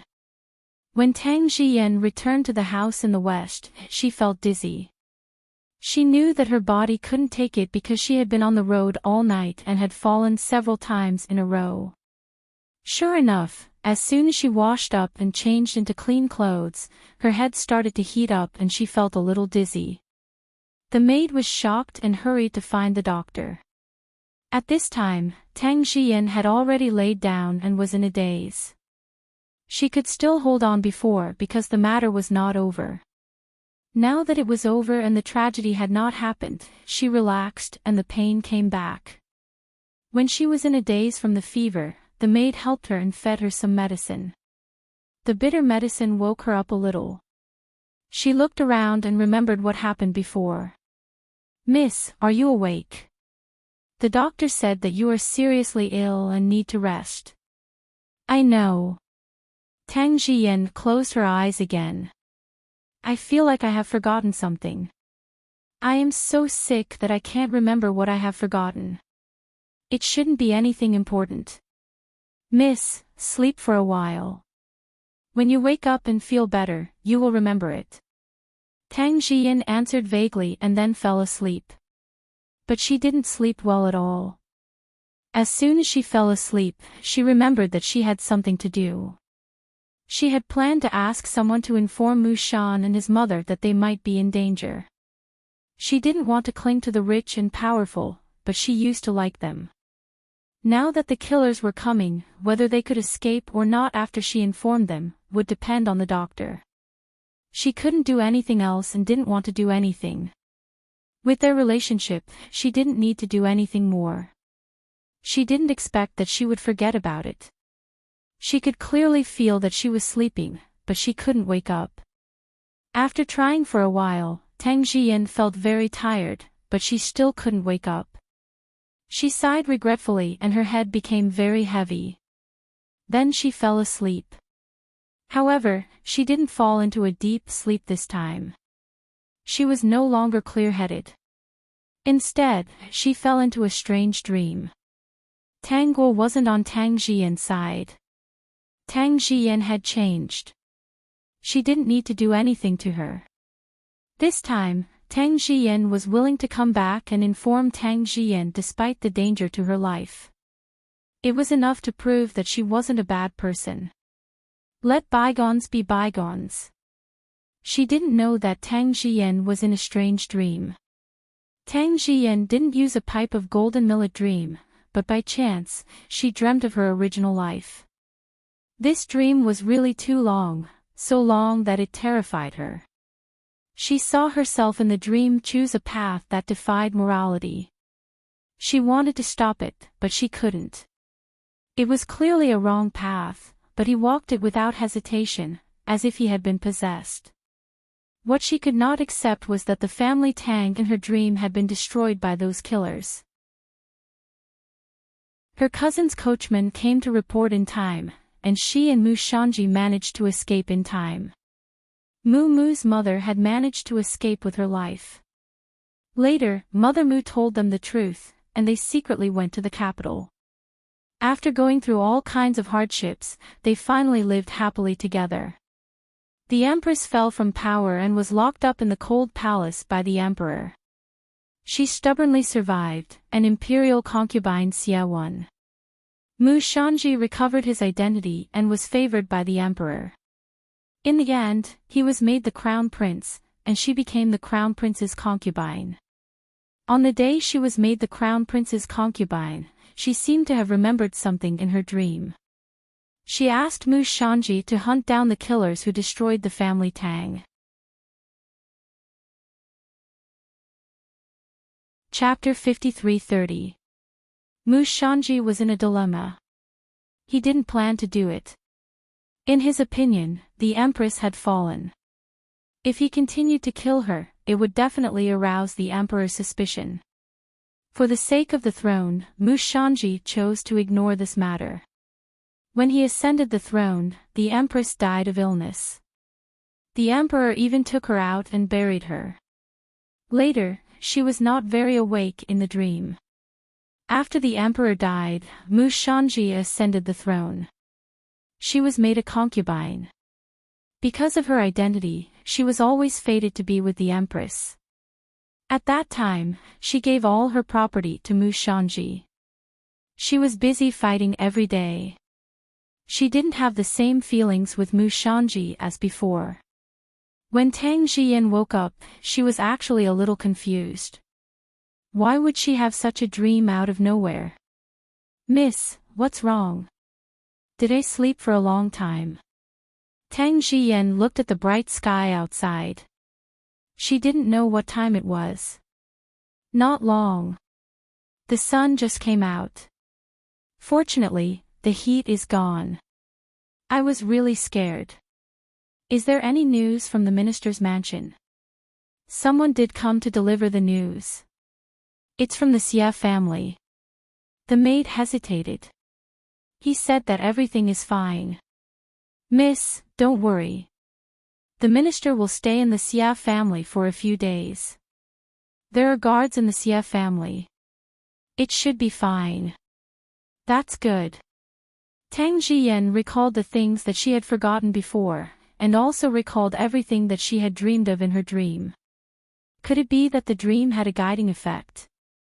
In the dream, Mu Shanji loved her, but he loved the country more. She didn't ask for much. She just hoped that he could help her take revenge. He said that he was afraid of the emperor's suspicion and refused. Even if her request would affect him, Mu Shanji owed her uncle a favor. If it wasn't for her cousin who arranged for the coachman and the letter, they probably wouldn't have survived to the end.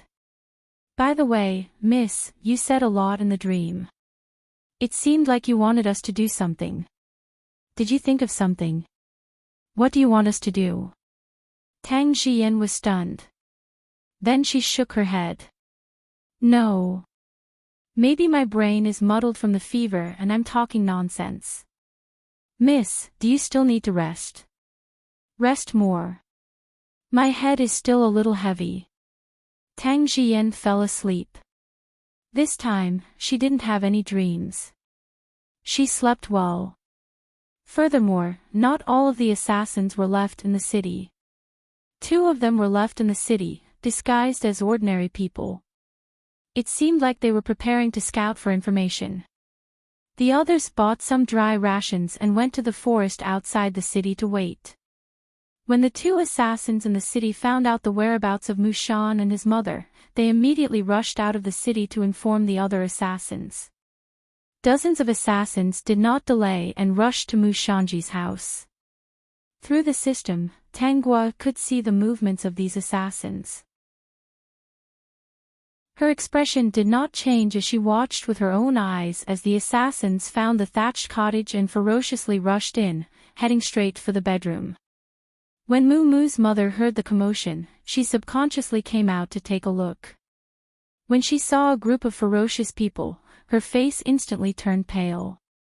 She wanted to turn around and run away, but she couldn't move her legs. The cold knife had already landed on her neck. Boss, there's only this old one. I don't see that little bastard. I don't know where he went. Old thing, where is that little bastard? Where did you hide him? Mu Mu's mother quickly shook her head. I don't know what you're talking about. Who are you? What are you doing here? I didn't do anything bad. You, the peak. Chapter 53-31. Cut the crap and hand over Mu Shanji. Don't talk nonsense in front of me. Where is that little bastard of imperial concubine Xia hiding? Mu Shanji's mother gritted her teeth and closed her eyes. Don't even think about it. Just kill me. Boss, that little bastard must have something to do. We'll wait here until he comes back.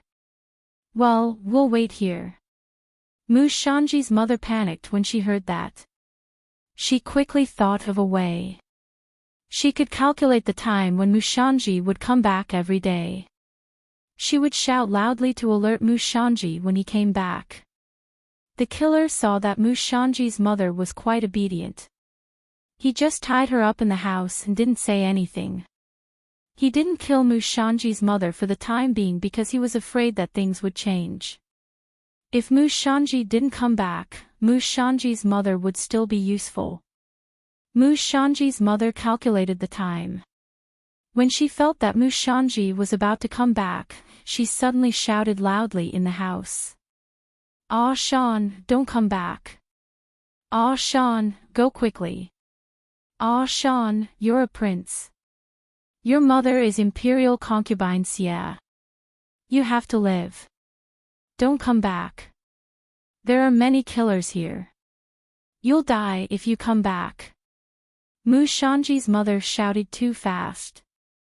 When the killer slit her throat, she had already shouted what she wanted to say. Mu Shanji's mother was right. When Mu Shanji came back with the firewood, he happened to be not far behind the house. Because Mu Shanji's mother was an outsider, she was far away from the other families in the village. It was very remote. Mu Shanji heard Mu Shanji's mother shouting. Mu Shanji was stunned. Then he heard Mu Shanji's mother scream. Then he saw a man running out with a knife. He didn't care about anything else and ran up the mountain. His mind was in a mess. His mother was Imperial Concubine Xia. Imperial Concubine Xia, who was only a little lower than the Empress in the harem. Mu Shanji ran desperately. He was very familiar with the mountain. The killers behind him were good, but it was very inconvenient to walk here. They couldn't outrun Mu Shanji. However, they couldn't give up. Leave a few people at the foot of the mountain. The rest of you, follow me. At the same time, the news that the killers were looking for Mu Shanji's mother also spread to the Xia family. It seems that they are after Mu Shanji and his mother. Squire Tang was relieved. Is he really a prince? Xia Rong didn't say anything. He just smiled. With so many assassins, it was up to fate whether they could escape or not. When Tang Jian woke up again, it was already afternoon. The Xia family had already sent word that the assassins had gone to look for Mu Qiqi's mother. They still didn't know what was going on over there. She didn't dare to send people to investigate. If they met those assassins, wouldn't it be sending her subordinates to their deaths? After all, I've eaten so much of the Xia family's providence, so I'm still quite lucky. That mountain is considered his territory. No matter how powerful those killers are, they can't chase after him. The system's tone changed. Host, if you feel uncomfortable about not being able to kill him, you can do something else. There's no need. Even if he can escape this time, he still has a long way to go back to the capital. Why don't I let him experience prosperity and power first? When he loses it, he will probably feel even worse. The Xia family's luck had gradually returned, and the Xia family in the capital was not having a good time. If he really goes back, his life might not be as good as a woodcutter's. After watching Mu Shanji escape from the assassin's sight, Tang Guo didn't look at him anymore. Her father had already come to ask her to move back. The assassins had left, and the news of Mu Qiqi's mother's death had spread like wildfire. Many people guessed what was going on. This matter had become a local mystery. Why don't we stay for 2 more days and observe more? Xia Rong said. What if those assassins turn back? Digression.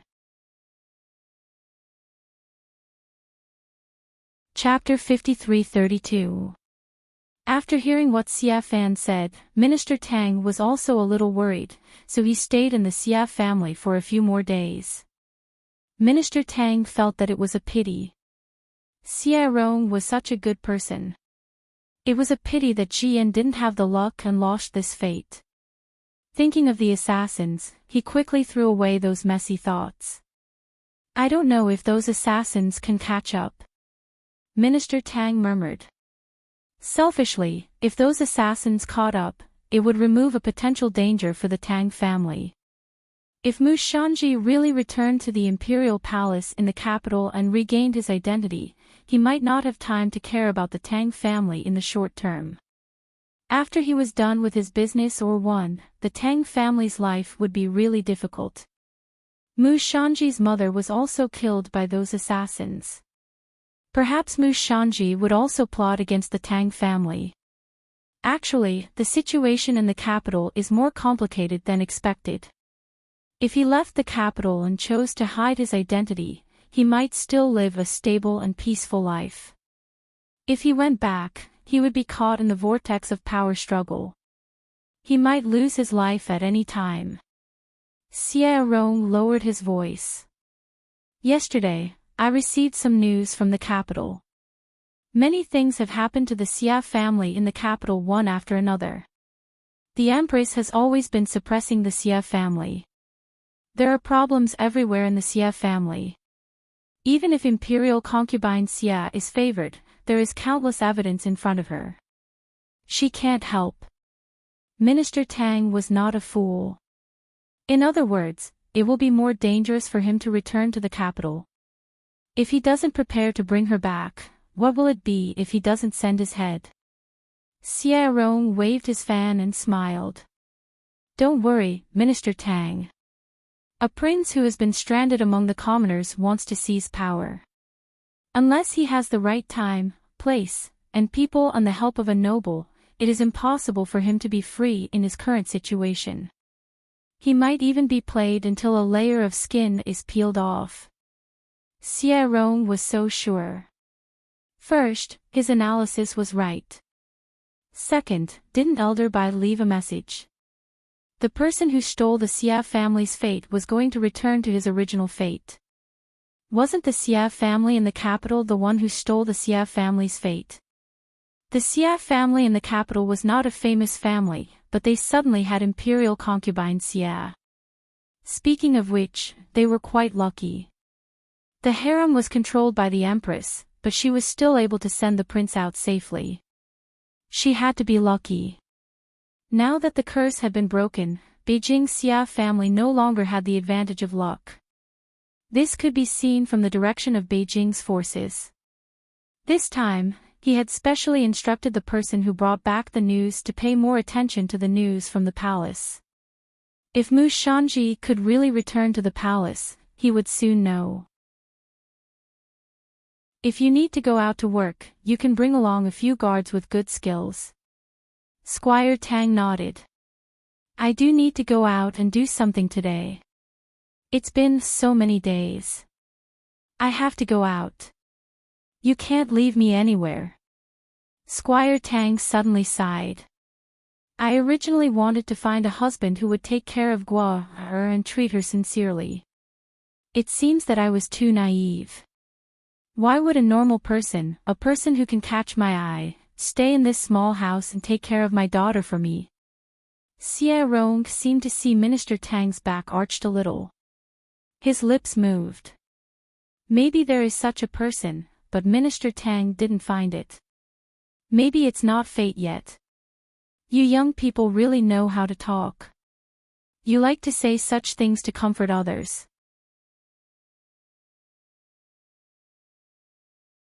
Chapter 53-33. Squire Tang smiled. I understand. Not to mention finding someone to take care of Guo for me, even a young man with a little ambition wouldn't be willing to be a live-in son-in-law. In fact, there are many people who are willing, but I also understand what they are thinking. After I leave, the family property will be a small matter. I'm just afraid that they won't treat Guo well. At first, I wanted to adopt a child from the clan, but after thinking about it carefully, there are many disadvantages. No one will treat Guo like a father like me. I'm really afraid that she won't have a good life when the day comes. Xie Rong could fully understand Squire Tang's thoughts. At this moment, he was a little anxious and wanted to say that he could do it. But if he said it now, it would seem like he was robbing a burning house. It made people feel uncomfortable. He felt that he should let Tang Guo be clingy to him and like to play with him. Only then could Squire Tang accept him. Forget it, let's not talk about this anymore. If we talk too much, I'm afraid young Master Xia will be annoyed. There's still a long time before that day comes. I can slowly plan and think of a foolproof plan. Squire Tang walked out with his back. Xie Rong wanted to say that he was not annoyed at all. It was okay to talk more. For seasons, call a few guards and follow Squire Tang out. Yes, young master. After Squire Tang left, Xie Rong went to play with Tang Guo. Tang Guo was sitting in the garden and basking in the sun. She leaned on a rattan chair and looked lazy. If he had not been in contact with her for so many days, she looked no different from an ordinary person. Of course, in his heart, it did not matter whether she was an ordinary person or not. What was important was that he hoped that one day, she would accept him and Squire Tang would also accept her. Xie Rong looked at the beautiful scenery and suddenly felt a little relaxed. He asked someone to bring the guqin. When the guqin sounded, it attracted Tang Guo's attention. She raised her head to look at Xie Rong. Xie Rong had been paying attention to her all the time and happened to see it. He saw that Tang Guo was fascinated by the guqin and the music was much more joyful. When the guqin ended, Tang Guo smiled at Xie Rong and said, "It's good. Do you still want to listen?" "Yes." Therefore, Xie Rong happily played another song. After the song ended, Tang Guo looked at him with a smile. "I want to hear more." Xie Rong did not refuse and played the guqin without complaint. The garden was filled with the sound of the zither for the whole afternoon. Tang Guo was also tired of listening to it, so she leaned against the rattan chair and fell asleep. Who asked her to be like this? When she was tired from playing, of course she had to sleep. Xie Rong gently exhaled and pressed down on his trembling hands. Actually, coaxing a girl who was different from ordinary people wasn't that easy. The method was simple, but it was a little tiring. Fortunately, Tang Guo did not ask him to play the piano the next day. Instead, she gave him a lot of food and toys, which made Xie Rong feel that his efforts yesterday were not in vain. On Mu Shanji's side, he had been fleeing for his life. He had crossed over mountains and ridges. He didn't know how long it had taken him to reach the main road. After getting rid of the assassins, he began to think about his identity. Recalling the various details of the past, he finally understood why his mother treated him differently. It turned out that he was the son of imperial concubine Xia, the son of the current emperor. His mother was probably dead. In that case, he must escape and restore his identity. He had to find the assassins and avenge his mother. There was also the Tang family. If the Tang family had not been so heartless and kicked him and his mother out, his mother might not have died. The Tang family was a famous family in Wuxin County. Mu Shanji thought that the assassins would not dare to kill openly. Chapter 53-34. The Tang family had once humiliated and looked down on him. In the future, he would make the Tang family regret it. Mu Shanji was lucky. 3 months later, he came to the capital in rags. In order to hide his identity, he became a beggar and begged all the way. He even imagined that when he regained his identity and inherited the throne, he might become the first beggar emperor. At that time, many scholars would write about him. Of course, he couldn't enter the palace, but he remembered that imperial concubine Xia's mother's family was the Xia family in the capital. It was very easy to get information among the beggars. Soon, he found out where the Xia family was, and Mu Shanji went to look for them. It was very difficult for a beggar to enter the Xia family. The first 2 times, not only did he not get in, but he was also mocked. He was so angry that his whole body trembled. In the end, he was hit by a few rotten steamed buns. He understood that there were many people who looked down on him. Since he couldn't go in, he could only find another way. He used the money he got to buy clothes to make himself cleaner. In the end, he went in as a servant. Because he was literate and good-looking, he was easily chosen. However, Mu Shanji's heart was sullen. He was a prince, after all, but he had been reduced to such a state by these snobbish people. When he regained his identity, he would definitely teach these people a lesson. The system told Tang Guo about Mu Shanji's situation. She was a little surprised. She didn't expect Mu Shanji to really come to the capital and sneak into the Xie family. However, he escaped in a hurry and didn't have any tokens on him. It wouldn't be easy to prove his identity. Even if he sneaked into the Xie family, without Mother Mu and other tokens, who would believe him? At this time, Mu Shanji was also worried about this. Without any evidence, he really didn't dare to say that he was Imperial Concubine Xie's son. If these people thought he was crazy and chased him out, then he wouldn't be able to go in again. Therefore, he could only stay in the Xie family temporarily and do some chores. He was very unhappy. Why don't we help him? I'll write a letter to Elder Bai and ask him to secretly send a message to the Empress. Mu Shanji has already sneaked into the Xie family. Now that it's under her nose, I wonder how she'll make use of it. She was not helping the Empress. She was just making the two sides fight in advance. Ever since Master Bai said that he had found a treasure boy, she knew that the children of the Empress and Imperial Concubine Xie had no chance to inherit the throne. How could the Emperor miss out on someone who had been taught by old Bai? Not long after, the Empress found out that Mu Shanji was actually in the Xie family. She was both happy and surprised. She was happy that she had finally found this little bastard. She was shocked that she hadn't received any news from him even though he was right under her nose. Fortunately, Mu Shanji couldn't prove his identity for the time being, so she could do a lot of things.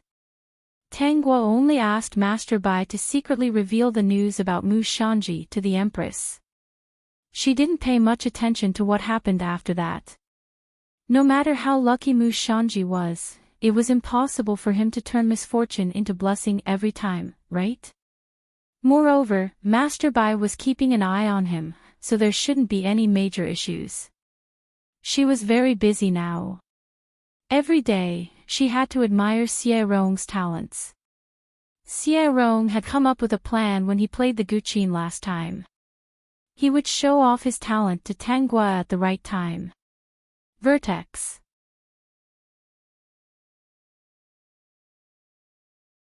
Chapter 53-35. Sometimes, he would play the zither, sometimes he would practice swordsmanship, and sometimes he would draw. Of course, Tang Guo would cooperate. She would play the zither, practice swordsmanship, and draw beautiful paintings. Xie Rong began to draw her in all kinds of ways. He found that Tang Guo had taken the initiative to play with him. She was very happy. Every day, he would leave everything to his subordinates and leave his time to Tang Guo to play with her. Xie Rong was so obvious. If Minister Tang still did not know what he meant, he would be really stupid. Old Madame Xia could also tell that she had always liked Tang Guo. Ever since the curse of the blood doll, she had seen through everything. Since her grandson was happy, she had nothing to say. Tang Guo was a little different from ordinary people. She was actually very obedient. There was nothing wrong with her. Old Madame Xia was easy to deal with, but Minister Tang was not. Don't even think about it. We really can't climb up the social ladder. Minister Tang rejected him very seriously. Young Master Xia, you should give up. Although you are a good person, you are not a good match for my daughter.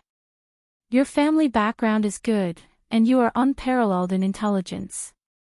Now that you are not sick, you can say that your future is bright. Why do you want to disturb Guo Er's life? In short, if he chose him, his daughter's future would not be guaranteed. Mu Shanji was a poor boy. He had repeatedly helped him, but in the end, he still betrayed him. Xie Rong was a person who would be above the clouds sooner or later. He did not dare to entrust his daughter to him. Minister Tang, don't be too anxious. We can take our time. Anyway, our families live close to each other. Time will prove my sincerity to Guo Er. Minister Tang almost rolled his eyes. Sincerity. Maybe he was just curious. Previously, he thought that this kid was a good person. Now, he finally understood that he did not have a good eye for people. No matter how long it takes, it won't be possible. Rome did not say anything more. He knew it would be like this. The psychological trauma that Mushanji had caused to Minister Tang could not be eliminated in a short time. Then can I play with Guo-er? Rome took 2 steps back. Don't worry, we will play together under the care of the servants. Without your permission, I will not do anything else. Minister Tang was very conflicted about this matter. If he didn't allow it, Guo-er liked to play with him. Suddenly, his eyes moved, and he said with a smile, "Of course you can play, just like before. But if you want to marry my Guo-er, that's impossible." Rome didn't say anything. If that was the case, he could only play with Guo-er and couldn't send off the official as a son-in-law. Minister Tang didn't know what Rome was thinking. If he knew, he would definitely say that he could live for another 100 years. Tang Guo knew that the two of them had reached a consensus. As usual, Rome played with her. But recently, she often saw Squire Tang sighing alone. He must be worried about her future. Right now, he was still alive. After he passed away, who would take care of his only daughter? Xian was not bad. Unfortunately, Xian was also a girl. There were many things that she could not take care of herself. Every man in the family was always easy to bully. Seeing Squire Tang sighing insomnia again and again, Tang Guo knew that it was time to get back to normal. The person who could create this miracle and not arouse suspicion was, of course, Elder Bai. The next day, Tang Guo listened to Rome play the zither and handed him a cup of hot tea. Chapter 53-36. Rome drank the tea with a smile, but he didn't know that there was something in the tea. She hadn't used this for a long time. It was a dream in a dream. After drinking the tea, Rome fell asleep in a short time. In the dream, he saw that he and Tang Guo were married. Their life was happy. More importantly, she had returned to normal. Rome was a little anxious. If Tang Guo returned to normal, their wedding day would be brought forward. Therefore, he tried his best to find out how Tang Guo returned to normal. At the end of the dream, he saw an old man in white clothes with white hair. Although he could only see his back, he still remembered that the old man was Senior Bai, who had treated him before. But he couldn't find that island anymore. Just when he was anxious and confused, a voice sounded in his ear, "State Preceptor, the Emperor wants to see you." Rome woke up immediately. He remembered everything in the dream clearly, especially the State Preceptor at the end. Nightmare. Rome came back to his senses and saw that Tang Guo was staring at him. He found that he was sweating all over. He wiped it gently. "It's not a nightmare. It's a beautiful dream." Seeing that Tang Guo was confused, Rome repeated, "It's a very beautiful dream." State Preceptor. Was he calling Senior Bai? Rome's eyes were bright. He coaxed Tang Guo for a while and hurried to find Minister Tang. Minister Tang didn't want to see Rome, but he still met him in the end. "Tell me, what's the matter? You can't marry my daughter. If you want to give up, you can still do it." "Minister, you know that I've seen a miracle, right? Doesn't everyone know that?" "Minister Tang, Senior Bai is a master. If you invite him to treat Guo-er and let her return to normal, will I have a better chance of marrying her?" Rome asked nervously. He didn't want to work in vain. In the end, he couldn't marry her. He had to ask clearly. This father-in-law was very difficult to communicate with. If Gua can be cured and she's willing, I have nothing to say. Minister Tang said indifferently. He didn't believe that Gua could be cured at all. How could his daughter recover so quickly? Was he still afraid of being bullied? Then it's settled. If I can invite Elder Bai to cure Gua will be willing to marry me. Father-in-law, you can't stop me. Squire Tang rolled his eyes and said, Get lost, don't call me that. We haven't even met yet. If you can help Gua recover, I'll be convinced. If she's willing, I won't stop her. If she's not willing, you can get lost. After some time, I plan to make a trip to the capital. Xie Rong said seriously, I'll have to trouble Minister Gua. You're so annoying. You don't even know how to take care of my daughter, yet you want me to take care of her. It's as if I'm taking care of him for you. Squire Tang was very unhappy. He would feel unhappy if he didn't scold Xie Rong.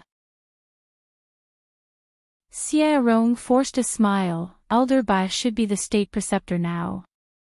I'll ask him to treat Gua. Squire Tang's expression turned serious. Are you really going? Of course it's true.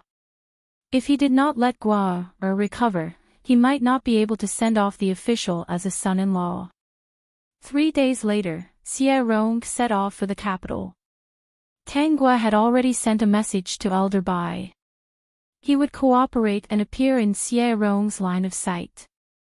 System, some people are very lucky. Host, you've arranged everything for them. Digression, this world will end tomorrow.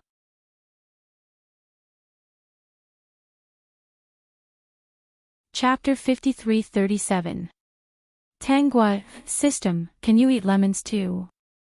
System, I'm just a little envious. Tangua, you can go find a Tongzi. System, let's go. A month later, Xie Rong arrived in the capital. On the first day, he began to inquire about Elder Bai's whereabouts. When he found out that the other party was indeed the state preceptor, he was relieved. Then, he thought about how to meet Elder Bai and ask him to help cure Tangua. Elder Bai had received Tangua's message long ago and deliberately released the news that he was going to a certain place. Xie Rong happened to hear it and went to that place to wait. The subsequent meeting went very smoothly. Of course, Elder Bai couldn't treat her casually.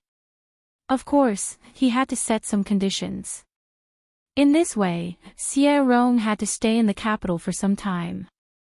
At least half a year, he couldn't return. He is very concerned about Wuxian County, but he prefers to take this opportunity to pass Old Bai's test. He hopes that Old Bai will agree to treat Tangua. During this period of time in the capital, Xie Rong did what Master Bai asked him to do. He didn't slack off on other things, especially when it came to the Xie family. He paid attention to it all the time. He only hoped that something would happen to the Xie family. When he returned to Wuxian County, he could tell old Madame Xie. If something happened to the Xie family in the capital, old Madame Xie would definitely be happy. Not to mention old Madame Xie, he was also very happy. After all, so many people in his Xie family died because of Su Fingyun's curse. Young master, I've already asked around. That old lady surnamed Su is still half paralyzed. Imperial concubine Xie even asked the imperial physician to help treat her, but there was no way. For Seasons told him the news he heard. By the way, it said that the state preceptor is a capable person. Imperial concubine Xie had previously thought of asking the emperor to treat that old lady surnamed Su. Xie Rong paused. Did the state preceptor agree? Of course not. If he agreed, she wouldn't be paralyzed anymore. For Seasons said with satisfaction.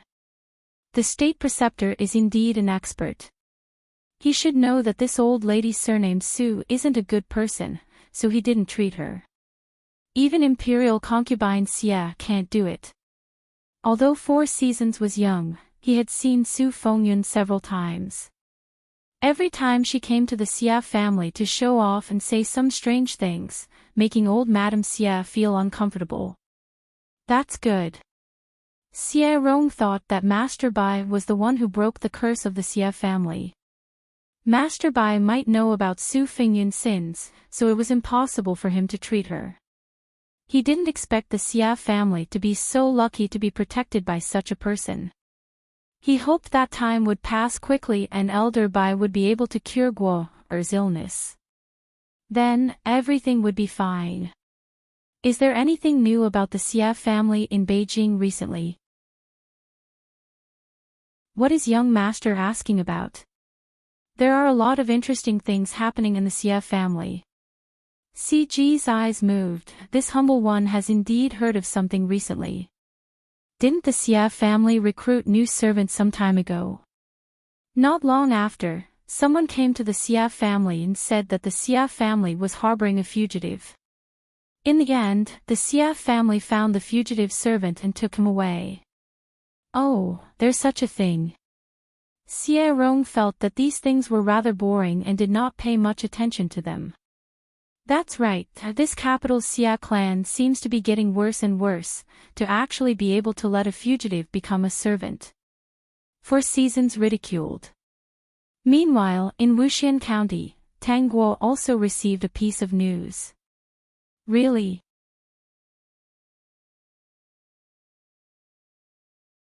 Chapter 53-38. How could I lie to you? Of course it's true. After Mu Shanji was framed as a fugitive, he was taken away. The Xia family in the capital is in troubled times now, so they didn't pay much attention to this matter. They were also angry that the butler recruited a fugitive. So, Mu Shanji was taken away just like that. He really didn't dare to reveal his identity in front of so many people. Otherwise, people would think that he was crazy. Moreover, even if he did, the Xia family most likely wouldn't believe him. He might even be executed on the spot. Yes, it's not like this hasn't happened before. Without evidence, he casually shouted out his identity as a prince. There's only one word for it, death. Other than Su Fengyun, the rest of the Xia family probably don't know about Mu Shanji's existence. I thought the Empress would arrange for someone to secretly kill or capture Mu Shanji and use him to threaten Imperial concubine Xia. I didn't expect that she would let Mu Shanji enter the palace as a little eunuch and let him live under Imperial concubine Xia's nose. This was what surprised Tang Guo. The Empress was indeed a ruthless character. No wonder she arranged for assassins and didn't give the minister's mansion any chance of survival. If she wasn't a ruthless character, she probably wouldn't have lived until now. The reason why the Empress didn't have a son was because of Imperial concubine Xia. Imperial concubine Xia was later drugged by her and couldn't have children. However, she still had a son. The Empress has always hated this matter. Knowing that Imperial concubine Xia had such a big son, how could she let him go? Compared to killing him, this is more painful for Imperial concubine Xia. Now, Mu Shanji has been assigned to the Empress's side. He was almost taught a lesson a while ago and didn't dare to resist at all. He probably still wants revenge in his heart, so he's living an ignoble life. The Empress treats Mu Shanji every day. She's very happy. She even brought Mu Shanji to Imperial concubine Xia. Tang Guo couldn't help but click her tongue. How's her illness? Old Bai is just helping her stall. He won't die for the time being. As long as the Empress says the word, she's completely hopeless. Besides, Mu Shanji, who had become a eunuch by the Empress's side, finally had a chance to catch his breath. He never thought that he would have such a miserable encounter. If he had known this would happen, he would have shouted and revealed his identity when he was taken away by the Xia family. However, it was even more useless to shout now. There was no token to prove his identity, unless he could meet Imperial Consort Xia and tell her the identity and characteristics of Mother Mu. Otherwise, if he were to reveal his identity elsewhere, he would only be met with death. For a prince to become a eunuch due to a freak combination of factors, even if the emperor knew about it, he would probably cover it up and not let the truth come out. The royal family couldn't afford to lose face like this. Mu Shanji did not know who had framed him. The Empress's people had fabricated a very realistic process for him, making him feel that he had been dragged here to take the blame. In any case, he had already made a mental note of all those who had bullied him. When the day came, he would definitely consign these people to eternal damnation. Recently, he had been looking for an opportunity to get close to Imperial Consort Xia. As long as he saw her alone, he would be able to reveal her identity. He didn't know that the Empress's people had been monitoring him and didn't stop him from getting close to Imperial Concubine Xia. She had already prepared what kind of gift she would give to the mother and son.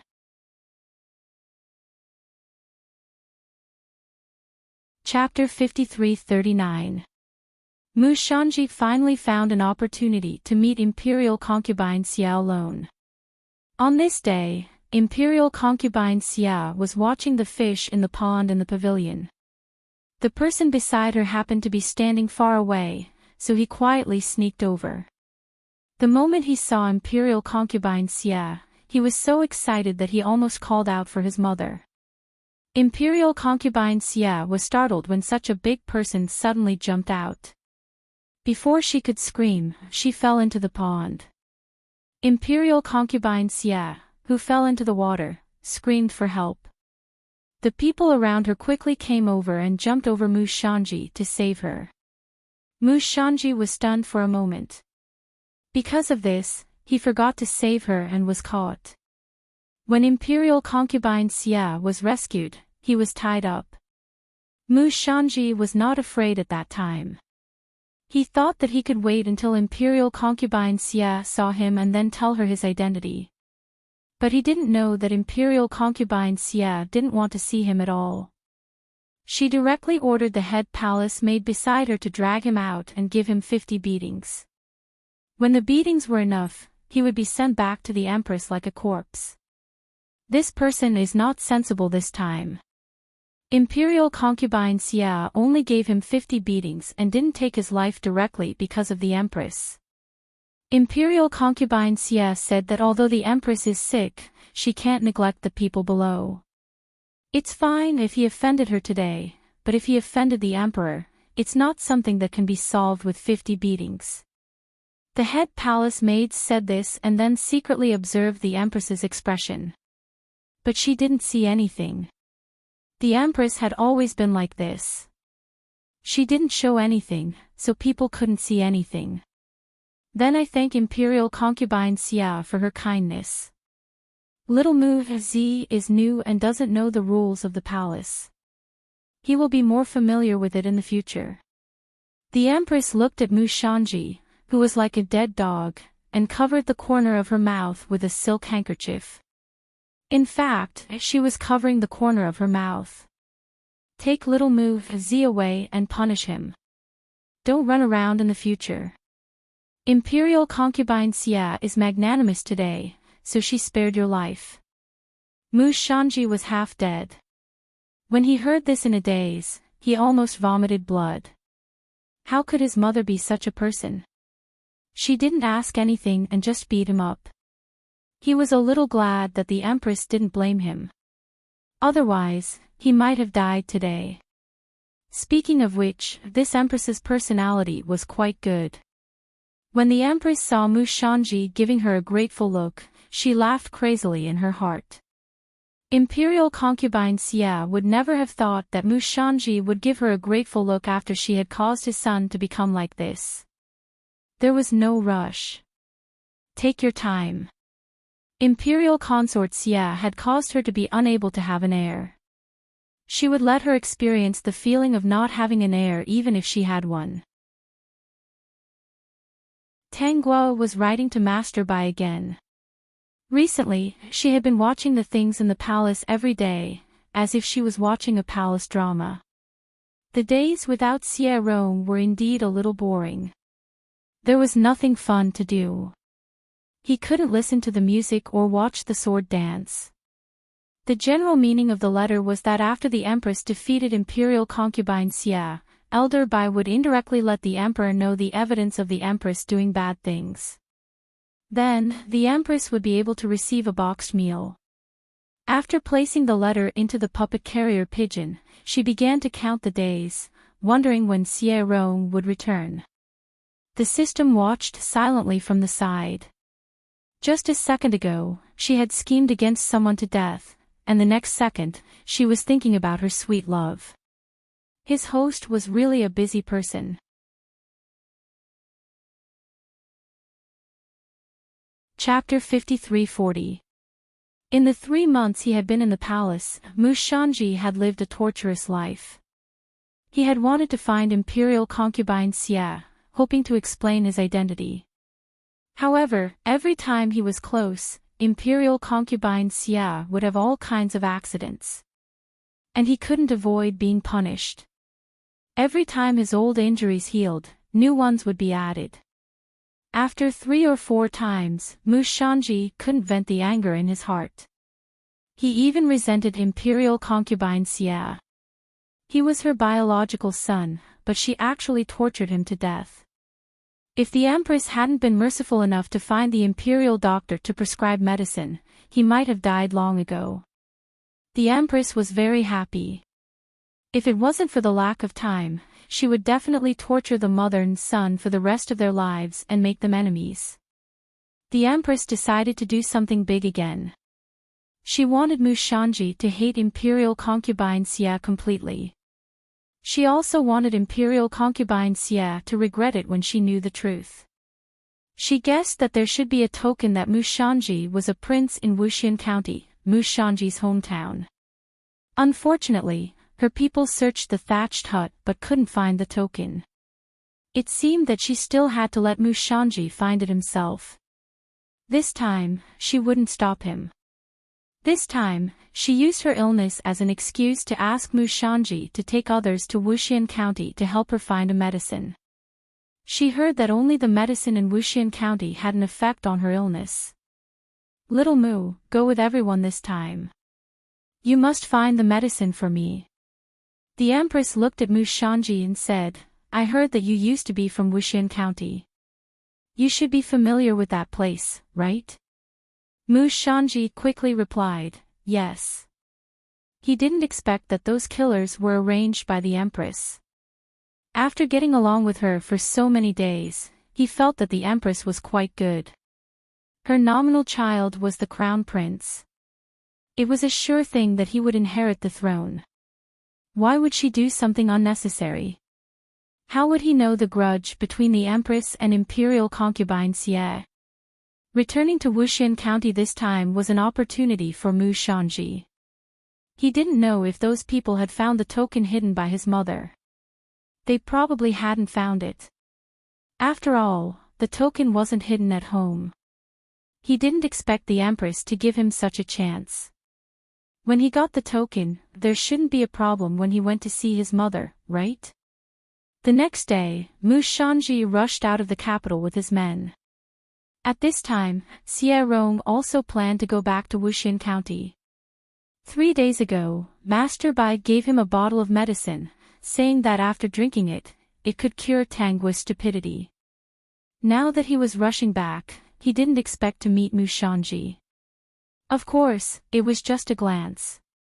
He was sitting in a carriage, while Mu Shanji was riding a horse. Mu Shanji did not see him. He noticed that Mu Shanji's appearance had changed a lot. He didn't notice anything strange about it, but when he heard someone call Mu Shanji eunuch Mu, he almost spat out his saliva. He couldn't figure out the reason.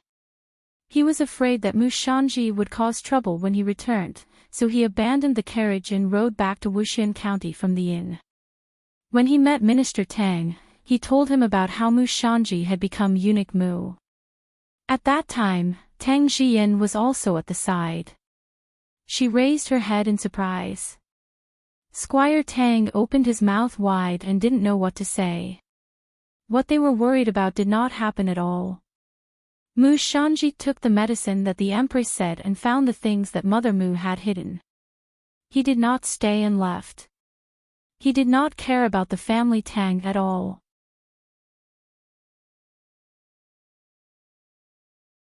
Chapter 53-41. You didn't manage to invite Mr. Bai? Squire Tang asked with some disappointment. It seemed that he had too much hope.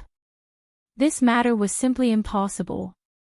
Xie Rong smiled mysteriously and took out a bottle of medicine. Bai Lai is the state preceptor. Of course, it's not easy to invite him. He gave me a bottle of medicine. He said that Guo can recover after drinking it. Squire Tang was excited.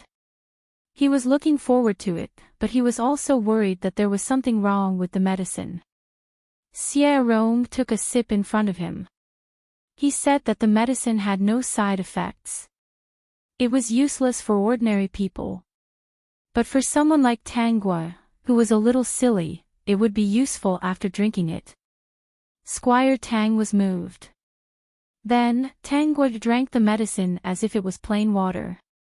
In fact, it was very ordinary water. There were only some herbs in it. After Tang Guo drank it, the two stared at her, waiting for the magical effect. Tang Guo looked at them and blinked her eyes. Then, she completed her act and decided to try fainting. The two were scared when she fainted. Fortunately, the doctor said that she was just sleeping. So, they were not worried. Tang Guo woke up in the evening. When she saw Squire Tang, he looked at her expectantly. She called, "Father." This time, it was different from before. Squire Tang was in tears. He quickly went forward and asked with tears in his eyes, "Guo, are you okay? Do you still remember me? Do you still remember the past?" "Father, I remember." Hearing such a clear conversation, Squire Tang almost broke down and burst into tears. He wiped the tears from the corners of his eyes. "Guo, do you still remember me?" Xie Rong didn't want to be left behind, so he followed up and asked. Squire Tang couldn't help but roll his eyes.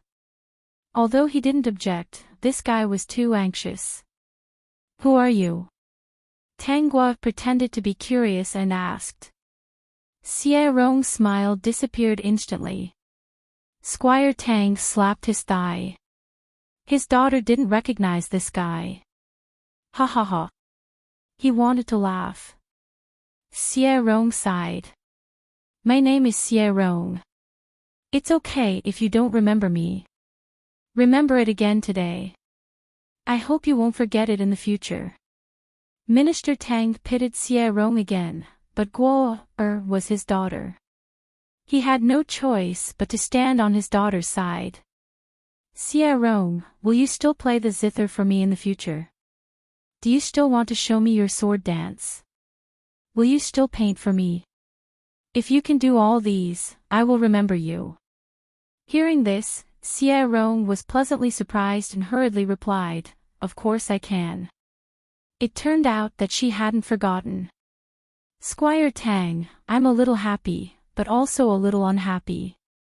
"System, I'm a little happy, but also a little unhappy." The energy was increasing rapidly, but that guy had attracted a lot of the host's attention. 3 months later, Tang Guo and Xie Rong got married. A month after the wedding, some things that happened in the capital gradually spread to Wuxin County. Because she hadn't been paying attention to those things recently, the system didn't want to spoil her mood. Tang Guo didn't know that so many things had happened in Beijing in just a few months. The Empress plotted against imperial concubine Xia, poisoned her, and framed Mu Shanji. This time, imperial concubine Xia did not plan to let this little eunuch go. It even alarmed the emperor. The emperor ordered Mu Shanji to be beaten to death on the spot. At the critical moment, Mushanji shouted that he was a prince and took out the token that he always carried with him. He originally wanted to meet Imperial concubine Xia alone, but he didn't have the chance in the past few months.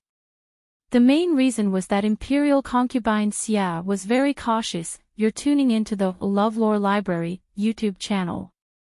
We're so grateful for your support, and don't forget to subscribe to join us on this incredible journey through captivating stories.